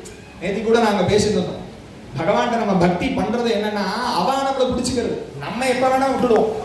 அதனாலதான் மார்ஜார நியாயம் மர்க்கட்ட நியாயம்னு 2 சொல்லுவா. குரங்கு பார்த்தேன்னு வச்சுக்கோங்களேன், அம்மாவை பிடிச்சிக்கும், குரங்கெல்லாம் அந்த குட்டி வந்து அம்மாவை பிடிச்சிக்கும். இப்ப கங்காருலாம் பார்த்தோம்னா அதுக்கு ஒரு பை இருக்கும், அதுல சேஃபா உட்காந்துக்கும். குரங்குக்கு அப்படி கிடையாது, தானே அதை அப்படியே இப்படி பிடிச்சு நின்று இருக்கும். ஒன்ஸ் அதை விட்டுருச்சுன்னா திரும்பி அந்த குரங்கு எடுத்துக்காது. அதுவே ஒரு புலியோ பூனையோ அப்படி கிடையாது, தன்னுடைய பண்ணால் அதை பிடிச்சிக்கும். அப்ப ரெஸ்பான்சிபிலிட்டி யாருக்கு? அம்மாக்கு. குழந்தைக்கு ஒன்றும் இல்லை. ஆனா குரங்கோட விஷயம் வரும்பொழுது குரங்குக்கு தான் ஜாக்கிரதை. ஐயோ என்னை விட்டுட்டேன்னா நான் கீழே விழுந்துடுவேன், அம்மா என்னை ஏற்றுக்க மாட்டான். அப்போ நம்ம பகவானை பிடிச்சிக்கிறதுங்கிறதுனா அந்த மாதிரி நம்ம எப்போ வேணா விட்டுடுவோம். நமக்கு ஒரு நல்ல ஒரு லெவல் வந்துருச்சுன்னா பகவானை விட்டுடுவோம், கஷ்டம் வந்தா திரும்பி போயிடுவோம். அப்போ பகவான் நம்ம பிடிச்சிக்கிறத விட பகவான் நம்மளை பிடிச்சி விட்டாருன்னு வச்சுக்கோங்க, சிரமம் இல்லை. பகவான் எப்ப நம்ம பிடிச்சுப்பார்? பகவான் சொன்ன ஆஜ்ஞையை நம்ம மதிக்கும் போது நம்ம பிடிச்சுப்பார். ஸ்ருதி ஸ்மிருதர் மமைவாஜ்ஞா பகவான் சொல்றாரு, கிருஷ்ணர் சொல்றார், இந்த வேதமும் இந்த வேதத்தை ஒட்டிய சாஸ்திரமும் என்னுடைய ஆஜ்ஞை அப்படின்னு நீ வந்து மேற்கொள்ளணும். அதுல என்ன சொல்றார்? ஆஜ்ஞா சேதி மம துரோஹி மத்பக்தோபி ந வைஷ்ணவஹா அப்படி. இந்த அனுஷ்டானத்தையோ வேதத்தையோ சாஸ்திரத்தையோ நான் சொல்றதுனா நீ கேட்காம நீ ஏதோ எந்த கோவிலுக்கும் சாலக்கிராம பூஜையும் பண்றதுனால நீ பக்தன்னு நினைச்சிருந்தாலும் நீ வைஷ்ணவன் ஆக மாட்டேன். வைஷ்ணவன் அர்த்தம் என்ன சார்ந்தவன் ஆக மாட்டேங்கிறார் பகவான். அப்போ வேதத்தையும் சாஸ்திரத்தையும் புராணத்தையும் மதிக்கணும், அதன்படி நடக்கணும். அதனாலதான் நான் சொன்னேன், கற்பவை கற்க கற்றபின் அதற்கு தக நிற்க. எதை படிச்சோமோ அதுக்கு தகுந்தாற் போல இருக்கணும். இங்க படிக்கிறதுலயே தடுமாற்றம், அதனாலதான் வாழ்க்கையெல்லாம் மாறி போயிடுது. இப்ப நம்ம வேல்யூஸையும் சாஸ்திரத்தையும் படிச்சோம்னா அது பிரகாரம் நம்ம இருக்கணும். நம்ம படிக்கிற படிப்பே விபரீதமா இருந்ததுன்னா என்ன பண்ண முடியும்? அப்போ நமக்கு வாழ்க்கையும் மாறி போயிடும். அப்படி நம்மளுடைய வாழ்க்கையை பவித்திரமாக்கிக்கிறதுக்கு இந்த மாதிரி அனுஷ்டானங்கள் நம்ம பண்ணினோமே ஆனால் பகவான் நம்மளை பிடிச்சிக்கிற மாதிரி. நம்ம எல்லாத்தையும் பண்ணிட்டோம். ராமகிருஷ்ண பரமஹம்சர் சொல்லுவார், நீ எல்லாம் பண்ண, பகவான ஒரு கையில பிடிச்சுக்கோ. Right hand is God, right is always right. லெஃப்ட்ல எல்லா காரியமும் பண்ணு. நீ வேலைக்கு போ, பணம் சம்பாதி, படிக்க வை, நீ படி, ஃபாரின் போ, என்ன வேணா பண்ணு, பகவானை விட்டுறாரு. Left should be left over the period of time. Right hand is God, hold it tight. Right is always right, hold it tight. இதை பகவானை பிடிச்சுக்கோப்பா வலது கையில. ஏன்னா ஒண்ணுன்னு நீங்க போட்டுட்டு எத்தனை பூஜ்ஜியம் போனாலும் வேல்யூ ஏறும். எல்லாம் ஜீரோ போட்டுட்டோம், கடைசியில ஒண்ணுன்னு போட்டேன்னா என்ன வேல்யூ இல்லையா? எந்த காரியம் பண்ணும் பொழுதும் பகவான் அப்படின்னு நீங்க நினைச்சுட்டு, இது பகவத் அர்ப்பணம், பகவத் அனுகிரகம், அகங்காரமே வரக்கூடாது. எந்த காரியம் பண்ணாலும் சரி, எப்பேற்பட்ட பதவிக்கு போனாலும் சரி, எந்த நல்லது நடந்தாலும் சரி, பகவான் அனுகிரகம், பகவான் அனுகிரகம், பகவான் அனுகிரகம். அவனுடைய அனுகிரகம் இல்லாம ஒரு அணு கூட இங்க அசைய. அப்படிங்கக்கூடிய பரிபூர்ண சரணாகதியோட நம்ம இருந்துட்டு நம்ம பண்ணோமே ஆனால் இங்க எத்தனை ஜீரோ நம்ம அனுஷ்டானத்துல லோபம் வரலாம். 3 காலம் நம்ம சந்தியாவந்தனம் பண்ண முடியலனாலும் ஒரு காலம் பண்ணலாம். நித்திய சிவ பூஜை பண்ண முடியல, ஒரு சாலக்கிராம பூஜை பண்ண முடியலனாலும் ஒரு ஏகாதசி விரதம் இருக்கலாம், பிரதோஷ பூஜை பண்ணலாம். நித்திய அன்னதானம் பண்ண முடியலனாலும் ஒரு நல்ல நாள், ஒரு பண்டிகை, ஒரு கல்யாண நாள், ஒரு குழந்தைக்கு பிறந்த நாள்னு ஏதோ மெழுகுவர்த்தியெல்லாம் ஏற்றி நம்ம அதெல்லாம் அணைச்சு நம்மளுடைய அக்னிங்கிறது பிரத்யக்ஷ தெய்வம்னு சொல்றது. நமக்கு கல்யாணம் தான் பண்றோம், பூனல் போடுறோம், என்ன சொல்றோம்? அக்னி சாட்சியா வச்சு நான் உன்னை கல்யாணம் பண்றேன். அக்னியை வந்து சாட்சியா. அப்போ அக்னி தான் பிரதான தெய்வம். இன்னும் சொல்ல போனா வேதம் அப்படிங்கிறது 4 வேதம்னு நம்ம எல்லாருக்கும் தெரியும். அதுல மூர்த்தன்யமா இருக்கிற ரிக்வேதத்துல முதல் மந்திரம், வெரி ஃபர்ஸ்ட் வேர்டு வந்து அக்னினா இருக்கு. அக்னிமீளே புரோஹிதம், அதுக்கு பேர் புரோஹிதம். புரஹாஹிதம், அடுத்தவர்களுக்கு நல்லது செய்யக்கூடியது. இந்த வைதிகாலாம் பண்றவங்க அவர்களுக்கு பேர் புரோஹிதர்கள்னு பேரு. ஏன் புரோஹிதர்கள்னு பேரு? அவர்களுக்கு சம்ஸ்கிருதம் அவர்களுக்கு தெரியுமோ தெரியாதோ, ஒரு அர்ச்சனையோ பூஜையோ பண்றவர்களுக்கு தெரியுமோ தெரியாதோ, அவர் என்ன சொல்வார்? மோபாத சம்ஸ்கிருத க்ஷேத்ரா ஸ்ரீ பரமேஸ்வர பிரீத்தியர்த்தம், இவர்களுக்கு நல்லது நடக்கணும், ஸ்ரீ நாராயண பிரீத்தியர்த்தம். தெரிஞ்சோ தெரியாமலோ அவன் என்ன பண்றா? பகவானுக்கு இது பிரீத்தி ஆகணும், இங்க வந்தவன் நன்னா இருக்கணும், தர்மார்த்த காம மோட்ச பல புருஷார்த்த சித்தர்த்தம், அவனுக்கு தர்மம் கிடைக்கணும், பணம் பொருள் கிடைக்கணும், இன்பம் கிடைக்கணும், மோட்சம் கிடைக்கணும்னு நமக்கு அவர் பிரார்த்தனை பண்றார். இதுக்கு அர்த்தம் அவளுக்கு தெரியலனாலும் அவ அதுதான் பண்ற, நமக்கு தெரியலனாலும் அவ அதுக்கு தான் பண்ற. அதனாலதான் அவர்களுக்கு புரோஹிதர்கள். இப்போ நம்ம டாக்டரை படிச்சுட்டு தான் மாத்திரை சாப்பிடணும்னா முடியுமோ? நான் டாக்டர் படிச்சுட்டு தான் மாத்திரை சாப்பிடுவேன் அப்படின்னா நமக்கு என்ன வியாதி நிவர்த்தி ஆகணும், அது என்ன ஊசி போட்டா என்ன, மாத்திரை சாப்பிட்டா என்ன, ஏதாவது கஷாயமா குடிச்சா என்ன, அந்த தன்மை உள்ள போச்சுனாலே வேலை செய்யும். இப்போ வேதம் சாஸ்திரம் புராணங்கள்லாம் அதுக்கு என்ன மகிமைன்னு கேட்டேன்னாக்க, அனிச்சயாபி சம்ஸ்பிருஷ்டோ தஹத்யேவ ஹி பாவகஹ. இப்போ அக்னியை நான் போய் தொடறேன்னு வச்சுக்கோங்க, என்ன சுடும்? ஒரு கை குழந்தை இருக்கு, அது போய் தொடறதுன்னு வச்சுக்கோங்க, அதுக்கு சுடாம இருக்குமா? சுடும். அப்படி வேதம், சாஸ்திரம், புராணம், பகவான் இவர்களை தெரிஞ்சு நமஸ்காரம் பண்ணாலும், தெரிஞ்சு ஃபாலோ பண்ணாலும், தெரியாம ஃபாலோ பண்ணாலும் பலன் உண்டு. இன்னைக்கு நிறைய பேர் சொல்லி நான் கேட்கறேன், சந்தியாவந்தனம் பண்றேடா பண்ணல, வேதம் படிக்கிறேடா படிக்கல, because I don't know anything about that. அதனால நான் அதெல்லாம் பண்றது. நான் தெரிஞ்சுட்டு தான் பண்றேன். தெரிஞ்சுட்டு பண்றதுன்னா டாக்டர் படிச்சுட்டா அங்க போய் வைத்தியத்துக்கு போறேன். ஆபரேஷன் தியேட்டருக்கு முன்னாடி போகும்போது எப்படி நீங்க பண்ணுவேன்? அதெல்லாம் கேட்டுட்டா நம்ம போறோம், என்ன எக்யூப்மெண்ட்ஸ் யூஸ் பண்ணுவேன், நான் தெரிஞ்சுட்டு தான் ஆபரேஷன் பண்ணிப்பேன்னு சொல்ல முடியுமா? அவர்கள் அதுல எக்ஸ்பர்டைஸா இருப்பா, நம்ம அவளை ஒபே பண்றதுதான் வேற. நம்ம பெரியவா யாரும் முட்டாள் கிடையாது, நம்ம பெரியவா யாரும் முட்டாள் கிடையாது, நாம புத்திசாலியும் கிடையாது. அதை நன்னா நம்ம புரிஞ்சுக்கணும், நன்னா மனசுல வாங்கிக்கணும். இது எப்படி நம்ம சொல்றோம்னு கேட்டேன்னா, நான் முன்னாடியே சொன்னா போல நம்ம எல்லாம் நன்னா இருக்கோம் பார்த்தீங்களா, இதுதான் அதுக்கு சாட்சி. நம்ம பெரியவா எப்படி வாழ்ந்திருக்காங்கிறதுக்கு சாட்சி என்ன? நம்ம நன்னா இருக்கோங்கிறது தான். நாளைக்கு நம்ம சந்ததிகள் இருக்கிறத வச்சு நமக்கு தெரியும் நம்ம என்ன பண்ணினோம். இப்போ நீங்கள்லாம் பெரும்பாலும் எல்லாம் 50+ இப்படி இருக்க, நீங்கள்லாம் தப்பிச்சுட்டு, எங்களை மாதிரி 30+ இருக்கிறவங்களுக்கு தான் ப்ராப்ளம் இங்கே.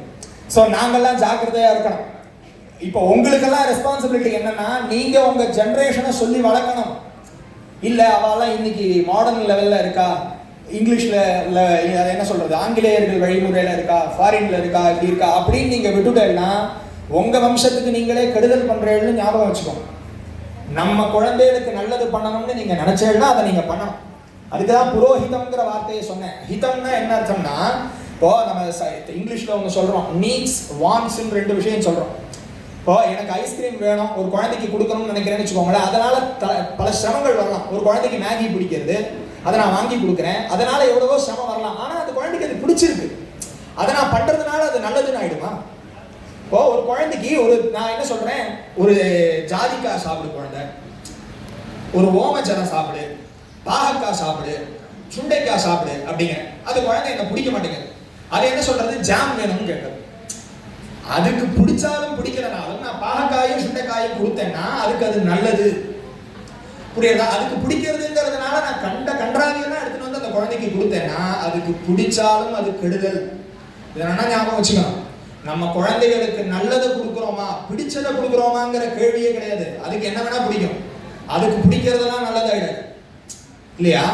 அதுக்கு நல்லதை கொடுக்கணும், அந்த பொறுப்பு நமக்கு இருக்கு. அப்போ நம்ம ஜெனரேஷனுக்கு நம்ம என்ன பண்ணணும், நம்ம பெரியவர்கள் என்ன பண்ணினாலோ அதை பண்ணணும். அட்லீஸ்ட் அவர்கள் எதை பண்ணாம இருந்தாலோ அதை பண்ணாமையாவது இருக்கணும்.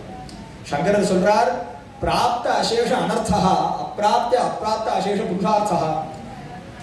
அப்பிராப்த நல்லது கிடைக்க வேண்டியது எதுவும் கிடைக்கல இங்க வாழக்கூடிய கலியில, ஆனா கிடைக்க கூடாததெல்லாம் கிடைச்சிருக்கு அப்படிங்கிறது இல்லையா? சோ அன்னைக்கெல்லாம் 100 வயசு வரைக்கும் நன்னா இருந்தா, ஆரோக்கியமா இருந்தா, ஒரு ஊசி போட்டுக்காம இருந்தா அதுக்கு பிரத்யக்ஷ பிரமாணம் இந்த பெரியவர். இன்னி வரையும் தான் அவர் டேப்லெட் இதெல்லாம் சாப்பிட்டது கிடையாது, ஒரு டாக்டர் அவரை எதுவும் பண்ணது கிடையாது. அப்ப அவர் எந்த நிஷ்டையில இருந்திருப்பாருன்னு யோசிக்கும். அதனாலதான் நம்ம தமிழ்ல சொல்றார், இந்த வாய் இருக்கே, வாய் கோபுர வாசல் அப்படிங்கிறார். ஒரு கோவிலுக்கு போகும்பொழுது நம்மளுடைய இதெல்லாம் கழட்டி வச்சுட்டு போவோம் இல்லையா, அந்த மாதிரி நல்லதோட தானே போவோம். ஸ்நானம் பண்ணாம கோவிலுக்கு போவோமா? சுத்தமா இல்லாம கோவிலுக்கு போவோமா? படுக்க தூங்கி எந்திரிச்சுட்டு கோவிலுக்கு போவோமா? அப்படி போக மாட்டோம். ஏன்? அது கோவில் அப்படின்னு தெரியும். ஏன்? பகவான் உள்ள இருக்காருன்னு தெரியும். சாஸ்திரம் என்ன சொல்றது, இதுக்குள்ள பகவான் இருக்காருன்னு சொல்றது.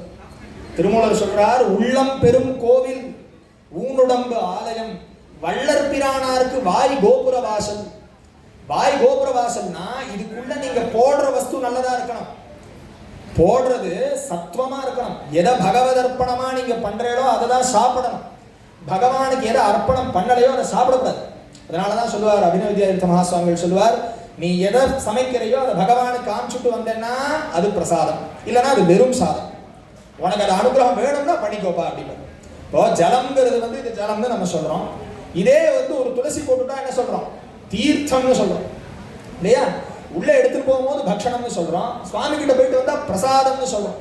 அப்போ அங்க சூக்ஷ்மமா ஒரு விஷயம் நடக்கிறது, அதை நல்லா புரிஞ்சுக்கணும். வெளியில ஸ்தூலமா எதுவும் மாறலையே, பகவான் ஒன்றும் எடுத்துக்கலையேன்னு நம்ம சொல்லக்கூடாது. சூக்ஷ்மமா ஒண்ணு மாறுறது. ஒரு குழந்தை அழுதா நம்ம மனசு உள்ள அடப்பாகிறது, கஷ்டப்படுறது. ஒருத்தர் கஷ்டப்பட்டா நமக்கு உள்ள வர்றது. வெளியில அந்த தன்மை எங்க இருந்து வர்றது இல்லையா? அது ஹிருதயத்துல இருந்து வர்றது இல்லையா? இந்த பாவமும் ஹிருதயத்திலிருந்து வரக்கூடிய. அப்போ பகவான்கிட்ட நம்ம பயத்தோட இருக்கணும். எப்படி இருக்கணும்? அவர் சொன்ன தர்மத்திலிருந்து நம்ம மாறிடுவோமோ, அவருக்கு விரோதமா நம்ம நினைச்சுட்டுருவோமோ, நடந்துட்டுருவோமோ அப்படிங்கிற பயத்தோட பகவான்கிட்ட பக்தியோட இருக்கணும். இப்படி இந்த உபநயன சம்ஸ்காரம்ங்கிறது என்னன்னா இத்தனையும் இது அடங்கினதுதான், வாழ்க்கை முறைதான். உபசமீபே நயனம்னா என்ன அர்த்தம்? குரு கிட்டையும் வேதத்துக்கிட்டையும் அந்த குழந்தைய அழைச்சிட்டு போறது. நீங்க வேத பாடசாலைகள்லாம் பார்த்தீங்கன்னா தெரியும், 4 மணிக்கு அந்த குழந்தைய எழுந்துப்பா, ராத்திரி 10 மணி பரியந்தம் அவ படிச்சுட்டு இருப்பா. யாரோ ஒருத்தர் கொடுக்குற வஸ்திரம், யாரோ ஒருத்தர் கொடுக்குற உணவு, பகவதர்ப்பணமா சாப்பிடுவா. ஒரு பிரேயர் இல்லாம அவ ஜலம் கூட சாப்பிட மாட்டான். பிரேயர் இல்லாம ஜலம் கூட அவ சாப்பிட மாட்டான். அப்படி அவ அனுஷ்டானம் பண்ணுவா. யாருக்காகனா நம்ம எல்லாருக்காகவும் தான். நம்ம எல்லாருக்காகவும் அவ அங்க பிரார்த்தனை பண்ணிட்டு இருக்கா, அனுஷ்டானம் பண்ணிட்டு இருக்கா. அவ சொல்லும் பொழுது எல்லாம் அவ ஜீவராசிகள் தான் நன்னா இருக்கட்டும். சாந்தின்னு ஒண்ணு உண்டு. சாந்தினா என்ன அர்த்தம்னா நிறைவான அமைதி. அமைதிங்கிறது எப்போ மனசுல கஷ்டம் இருக்கும் போது அமைதி இருக்காது, பதட்டம் இருக்கும் போது அமைதி இருக்காது, பெரிய ஒரு காரியத்தை பண்ணணும்னு நினைக்கும் போது அமைதி இருக்காது, பயம் இருந்தா அமைதி இருக்காது. அப்போ அந்த இதுலயே வரும் அந்த திரிசுபர்ணம்னு ஒண்ணு சொல்லுவாங்க. திரிசுபர்ணம்னா என்னன்னா ஆகாரத்துக்கு முன்னாடி சொல்லக்கூடிய ஒரு மந்திரம். அதுல சொல்லும் பொழுது நிறைய மந்திரங்கள் இருக்கு. இதுல சாந்தி மந்திரத்தை மாத்திரம் சொல்றேன். பிருத்திவி சாந்திரந்தரிக்ஷகம் சாந்திர்த்யௌ சாந்திர்திஷ சாந்திரவாந்தர திஷா சாந்திரக்னிஷ் சாந்திர் வாயுஷ் சாந்திராதித்யஷ் சாந்திஸ் சந்திரமாஸ் சாந்திர்நக்ஷத்ராணி சாந்திராபஷ் சாந்திரோஷதயஷ் சாந்திர் வனஸ்பதயஷ் சாந்திர்கௌஷ் சாந்திரஜா சாந்திரஸ்வஷ் சாந்திர் புருஷஷ் சாந்திர் ब्रह्म शांतिर्ब्राह्मणः शान्तिः शान्तिरेव शान्तिः शान्तिर्मे अस्तु शान्तिः तयाहकुं शान्त्या सर्वशान्त्या मह्यं द्विपदे चतुष्पदे च शान्तिं करोमि शान्तिर्मे अस्तु शान्तिः. இந்த வசனங்கள்லாம் உங்களுக்கே புரியும். பூமி வந்து நிம்மதியா சாந்தியா இருக்கும். அது சாந்தியா இல்லைன்னா என்ன ஆயிடும்? பூகம்பம் வந்துடும் இல்லையா? வானம் சாந்தியா இருக்கணும், மழை ஜாகிரதை, ஆபசாந்தி. இப்போ கடல் கடந்து ஜலம் வராம இருக்கணும். வந்துருக்குன்னா என்ன சொல்றோம்? சுனாமின்னு சொல்றோம். அது சாந்தியா இருக்கணும். காற்று சாந்தியா இருக்கணும். ஜாஸ்தி ஆயிடுச்சுன்னா என்ன சொல்றோம்? தூஃபான் சொல்றோம், புயல்னு சொல்றோம். அப்போ இயற்கை சாந்தியா இருக்கணும். பசுமாடு பயம் இல்லாம இருக்கணும். பிராமணன் பயம் இல்லாம இருக்கணும். பயம்ங்கிறது எப்ப வரும்? நமக்கு ஆபத்து விளைவிக்கும் போது யாராலையோ அல்லது நம்ம ஆபத்து தேடி போகும்போதோ பயம் வரும். அப்ப சாந்தி இருக்கு. அப்போ நம்மளாம் நன்னா இருக்கணும்னு சொல்லிட்டு வேற பிரார்த்தனை பண்றது. நான் முன்னாடியே சொன்னா போல த்விபதே சதுஷ்பதே, 2 கால் பிராணிகள் எல்லாம் நன்னா இருக்கணும், 4 கால் பிராணிகள் எல்லாம் நன்னா இருக்கணும். இப்படி நம்ம எல்லாரும் நன்னா இருக்கணும்னு வேதம் சொல்றவா அங்க பிரார்த்தனை பண்ணிட்டு இருக்கா. அதனாலதான் அவர்களுக்கு புரோஹிதர்கள். அடுத்தவர்களுக்கு நல்லதை பண்ணக்கூடியது, அவளுக்கு நல்லது, அதுக்கு பேரு ஹிதம்னு பேரு. அதாவது அவர்களுக்கு விருப்பு வெறுப்போட இருக்கிறதுக்கு பேரு ஹிதம்னு பேர் இல்லை, அதுக்கு பேரு பிரியம்னு பேரு. அவர்களுக்கு பிடிக்கலனாலும் பண்றதுக்கு பேரு ஹிதம், நல்லது பண்றதுக்கு பேரு ஹிதம். இப்ப டாக்டர் ஊசி போடுறாருன்னு வச்சுக்கோங்க, இன்ஜெக்ட் பண்ணும்பொழுது வலிக்கதானே செய்யறது. சில தடவை பிளட் கூட வரும். அது வலியினுடைய ஆதாரம் தானேன்னு கேட்டா, உள்ள இருக்கக்கூடிய நோய் நிவர்த்தியாகணுங்கிற காரணத்துக்காக அது பிரயோஜனமாகும் இல்லையா? ஒரு கமாண்டர், ஒரு மிலிட்டரி மேன் இருக்கார், அவர்கிட்டையும் AK-47 இருக்கு, ஒரு தீவிரவாதி கிட்டையும் AK-47 இருக்கு. ரெண்டுக்கும் என்ன வித்தியாசம்? அது அழிக்கிறதுக்கு, இது காப்பாத்து. அதனாலதான் நம்ம மதத்துல பகவான் அனைவர்களுக்கும் எல்லாருக்கும் பார்த்தா ஒரு ஆயுதம் இருக்கு. காளிய பார்த்தா சகல விதமான ஆயுதத்தோட இருக்கார், பரமேஸ்வரன் திரிசூலத்தோட இருக்கார், சுப்பிரமணியர் தண்டாயுதத்தோட இருக்கார், வேலோட இருக்கார் இல்லையா? ஒருத்தர் ஆயுதத்தோட தான் இருக்கார். அப்போ நிருசிம்ம சுவாமி தன்னுடைய சரீரத்தில் இருக்கிற ஒரு அங்கம் நகத்தையே ஆயுதமா வச்சிருக்கார். யாருக்காகனா நமக்கு கஷ்டம், அதாவது சாதுக்களை ரட்சணம் பண்றதுக்காக அவதாரம். ஒரு அவதாரமும் என்ன அப்படின்னு கேட்டீங்கன்னாக்கா, சிக்ஷ பரிபாலனம், தர்ம ரக்ஷணம், சாது ரக்ஷணம் இல்லையா? துஷ்ட சிக்ஷணம், சிக்ஷ பரிபாலனம். கெட்டவர்கள் கெட்டது பயக்கக்கூடியவர்களை அழித்து நல்லவர்கள் சாதுக்களை காப்பாத்துறதுக்காக தான் அனைத்து அவதாரமும் இல்லையா? அப்படி அவதாரம் நமக்கு தசாவதாரம் நன்னா தெரியும். அப்போ எல்லாம் நன்னா இருக்கிற மாதிரி தான் இருக்கும். ராவணனும் நன்னா இருந்தான், ஹிரண்யகசிபுவும் சௌக்கியமா தான் இருந்தான், கம்சர்களும் நன்னா தான் இருந்தா. முடிவு என்ன ஆச்சுன்னு நம்ம ஞாபகம் வச்சுக்கணும். தர்மம் இல்லைன்னு சொன்னா அவெல்லாம் பிரயோஜனப்பட மாட்டா. ஒரு ராவணன்னு சொல்லி சொன்னா அவரை பத்தி என்ன ரொம்ப பெருமையா பேச போறாளா? அவருடைய தம்பி விபீஷணனை பத்தி பெருமையா பேசுவார் இல்லையா? கெட்டவர்கள் எல்லாம் கெட்டவர்கள் யாரும் சொல்லல. எல்லாருக்குள்ளேயும் நல்லவர்கள் இருக்கா, எல்லாருக்குள்ளேயும் கெட்டவர்களும் இருக்கா. பகவான் சொல்றார், இந்திர ஆஷாஸ்பதி சர்வாப்யோ அபாயம் கரது அப்படின்னு. ராமர் கெட்டவனான விபீஷணன் ராவணனுடைய இடத்துல இருந்து வரானே, பக்கத்துல இருக்கிறவளா பயந்துட்டான். சுக்ரீவாதிகள்லாம் அவன் ஒரு அசுரனுடைய தம்பியாச்சே, நம்மளுடைய எதிரியாச்சே, நீங்க அவர்களுக்குமே ரட்சணம் பண்றீங்க, காப்பாத்துறேன்னா சொல்றீங்க.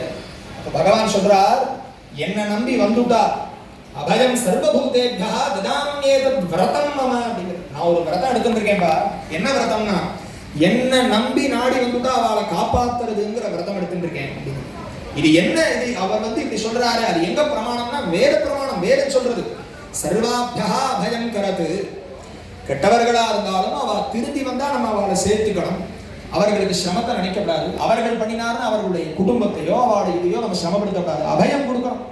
இதை விரதமா வச்சுட்டு இருந்தார் பகவான். அப்போ எல்லாருக்குள்ளேயும் நல்லவாளும் இருக்கா, கெட்டவாளும் இருக்கா. அதை நம்ம நல்லா ஞாபகம் வச்சுக்கலாம்.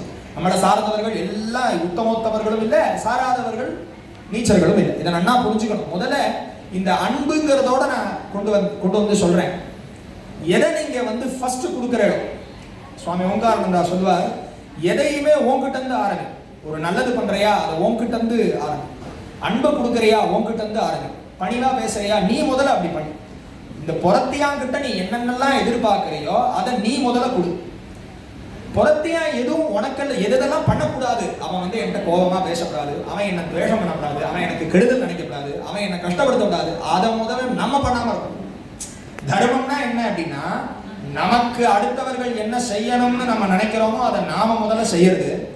அடுத்தவர்கள் நமக்கு என்ன செய்யக்கூடாதுன்னு நம்ம நினைக்கிறோமோ அதை நம்ம மற்றவர்களுக்கு செய்யாம இருக்கிறது. இதுதான் தர்மம். தர்மம்னா என்ன சொன்னா, இதுதான் தர்மம்.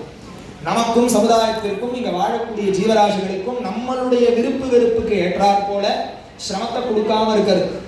முக்கியமா இந்த மாம்ச பட்சணங்களுக்கெல்லாம் சொல்ல வேண்டிய சூழ்நிலையா இருக்கு. கொள்ளான் புலாலை மறுத்தானை கைகூப்பி எல்லா உயிரும் தொழுங்கிறார். எந்த ஜீவராசியும் தனக்கு அப்படின்னு சொல்லிட்டு பண்ணிக்கிறது இல்லை. ஒரு சிங்கமே கூட தன்னுடைய பசிக்கு அப்புறம் எந்த மிருகத்தையும் வேட்டையாடுறது இல்லை. மனுஷனானவன் பாருங்க, அவனுடைய விருப்பு வெறுப்புக்கு தகுந்தாற் போல எல்லா ஜீவராசிகளையும் இது பண்ணிட்டு. மனுஷ்ய ரூபேண மிருகாஸ்சரந்தி. மனுஷ்ய ரூபேண மிருகாஸ்சரந்தி. அவ உடலாலதான் மனுஷியாளா இருக்காளே தவிர உண்மையான மனித தன்மை அவர்கள்ட்ட இல்லை. கண்ணுக்காது மூக்கு வாயெல்லாம் மனுஷன் மாதிரி இருக்கு, குணம் மிருகமா இருக்கு. முன்னாடியே சொன்னோம் இல்லையா, பகவானுடைய அனுகிரகம் இல்லைன்னா 3 விஷயம் கிடைக்காது. அதுல மனுஷியத்துவம், மனித உடல் கிடைச்சிடும், அந்த மனுஷியத்துவம் கிடைக்காது, அந்த ஹியூமானிட்டி கிடைக்காது. அப்படி இருக்கணும். அப்போ கிடைக்காதுன்னு நம்ம சொன்னாலே அது அரிதுன்னு தெரியாது. அந்த அரிதான விஷயத்தை பண்ணாதானே நமக்கு ஸ்ரேயஸ். இப்போ நம்ம பண்ணாத ஒரு விஷயத்தை பண்ணும்போது நம்ம எல்லாரும் ஸ்துதி பண்ணுவா, நமக்கு ஒரு ஸ்தானம் கொடுப்பா. அப்போ இந்த மனித நேயத்தை நம்ம வளர்த்துக்கணும். மனுஷத்துவம், முமுட்சுத்துவம். முமுட்சுத்துவம்னா என்ன அர்த்தம்னாக்கா, இந்த பிறவியிலிருந்து விடுபடணும். ஏன்னா ரொம்ப புண்ணியம் பண்ணினாலும் அந்த புண்ணியத்தினுடைய பலனான சுகத்தை அனுபவிக்கிறதுக்கு பிறக்கணும். ரொம்ப பாபம் பண்ணினாலும் அந்த பாபத்தினுடைய தன்மையான துக்கத்தை அனுபவிக்கிறதுக்கு பிறக்கணும் இல்லையா? அதனாலதான் தமிழ்ல சொன்னா, அறம் பாவம் என்னும் அரும் கயிற்றால் கட்டி புறந்தோள் போர்த்து எங்கும் புழு அழுக்கு மூடி வழங்க புலனைந்தும் வஞ்சனையை செய்ய. இந்த புலங்கள்லாம் எவ்வளவுக்கு எவ்வளவு நம்மளை கெடுக்க முடியுமோ கெடுத்துருச்சு. கண்ணு அது இஷ்டத்துக்கு போறது, காது அது இஷ்டத்துக்கு கேட்கறது, வாய் அது இஷ்டத்துக்கு திங்கிறது, உடல் அது இஷ்டத்துக்கு பண்றது. அப்போ இதெல்லாம் யாருக்கு நஷ்டம்? இந்த உடலை, இந்த அவயவங்களே கெடுக்கிறது. வஞ்சனையை செய்ய. வஞ்சனைனா என்ன அர்த்தம்? நம்ம கூடவே இருந்துட்டு நம்மளை கெடுக்கிறவான்னு அர்த்தம். இந்த கண்ணுக்காது மூக்கெல்லாம் நம்மளோடதுன்னு நம்ம சொல்லிக்கிறோம். அதை என்ன பண்றது? நமக்கே கெடுதல் விளைவிக்கிறது. சோ இந்த மாதிரி நம்ம இருக்கணும். முமுட்சுத்துவம்னா என்ன அர்த்தம்னா, பகவான அடையணும். இந்த பாபம் புண்ணியம்ல இருந்து எப்படி தப்பிக்கலாம்னு கேட்டோம்னாக்க, ஆரம்பத்தில் நம்ம சொன்னோம் இல்லையா, பரோபகாரம். எந்த பிரதிபலனும் எதிர்பார்க்காம அடுத்த மனிதர்களுக்கு, அடுத்த ஜீவராசிகளுக்கு இயற்கை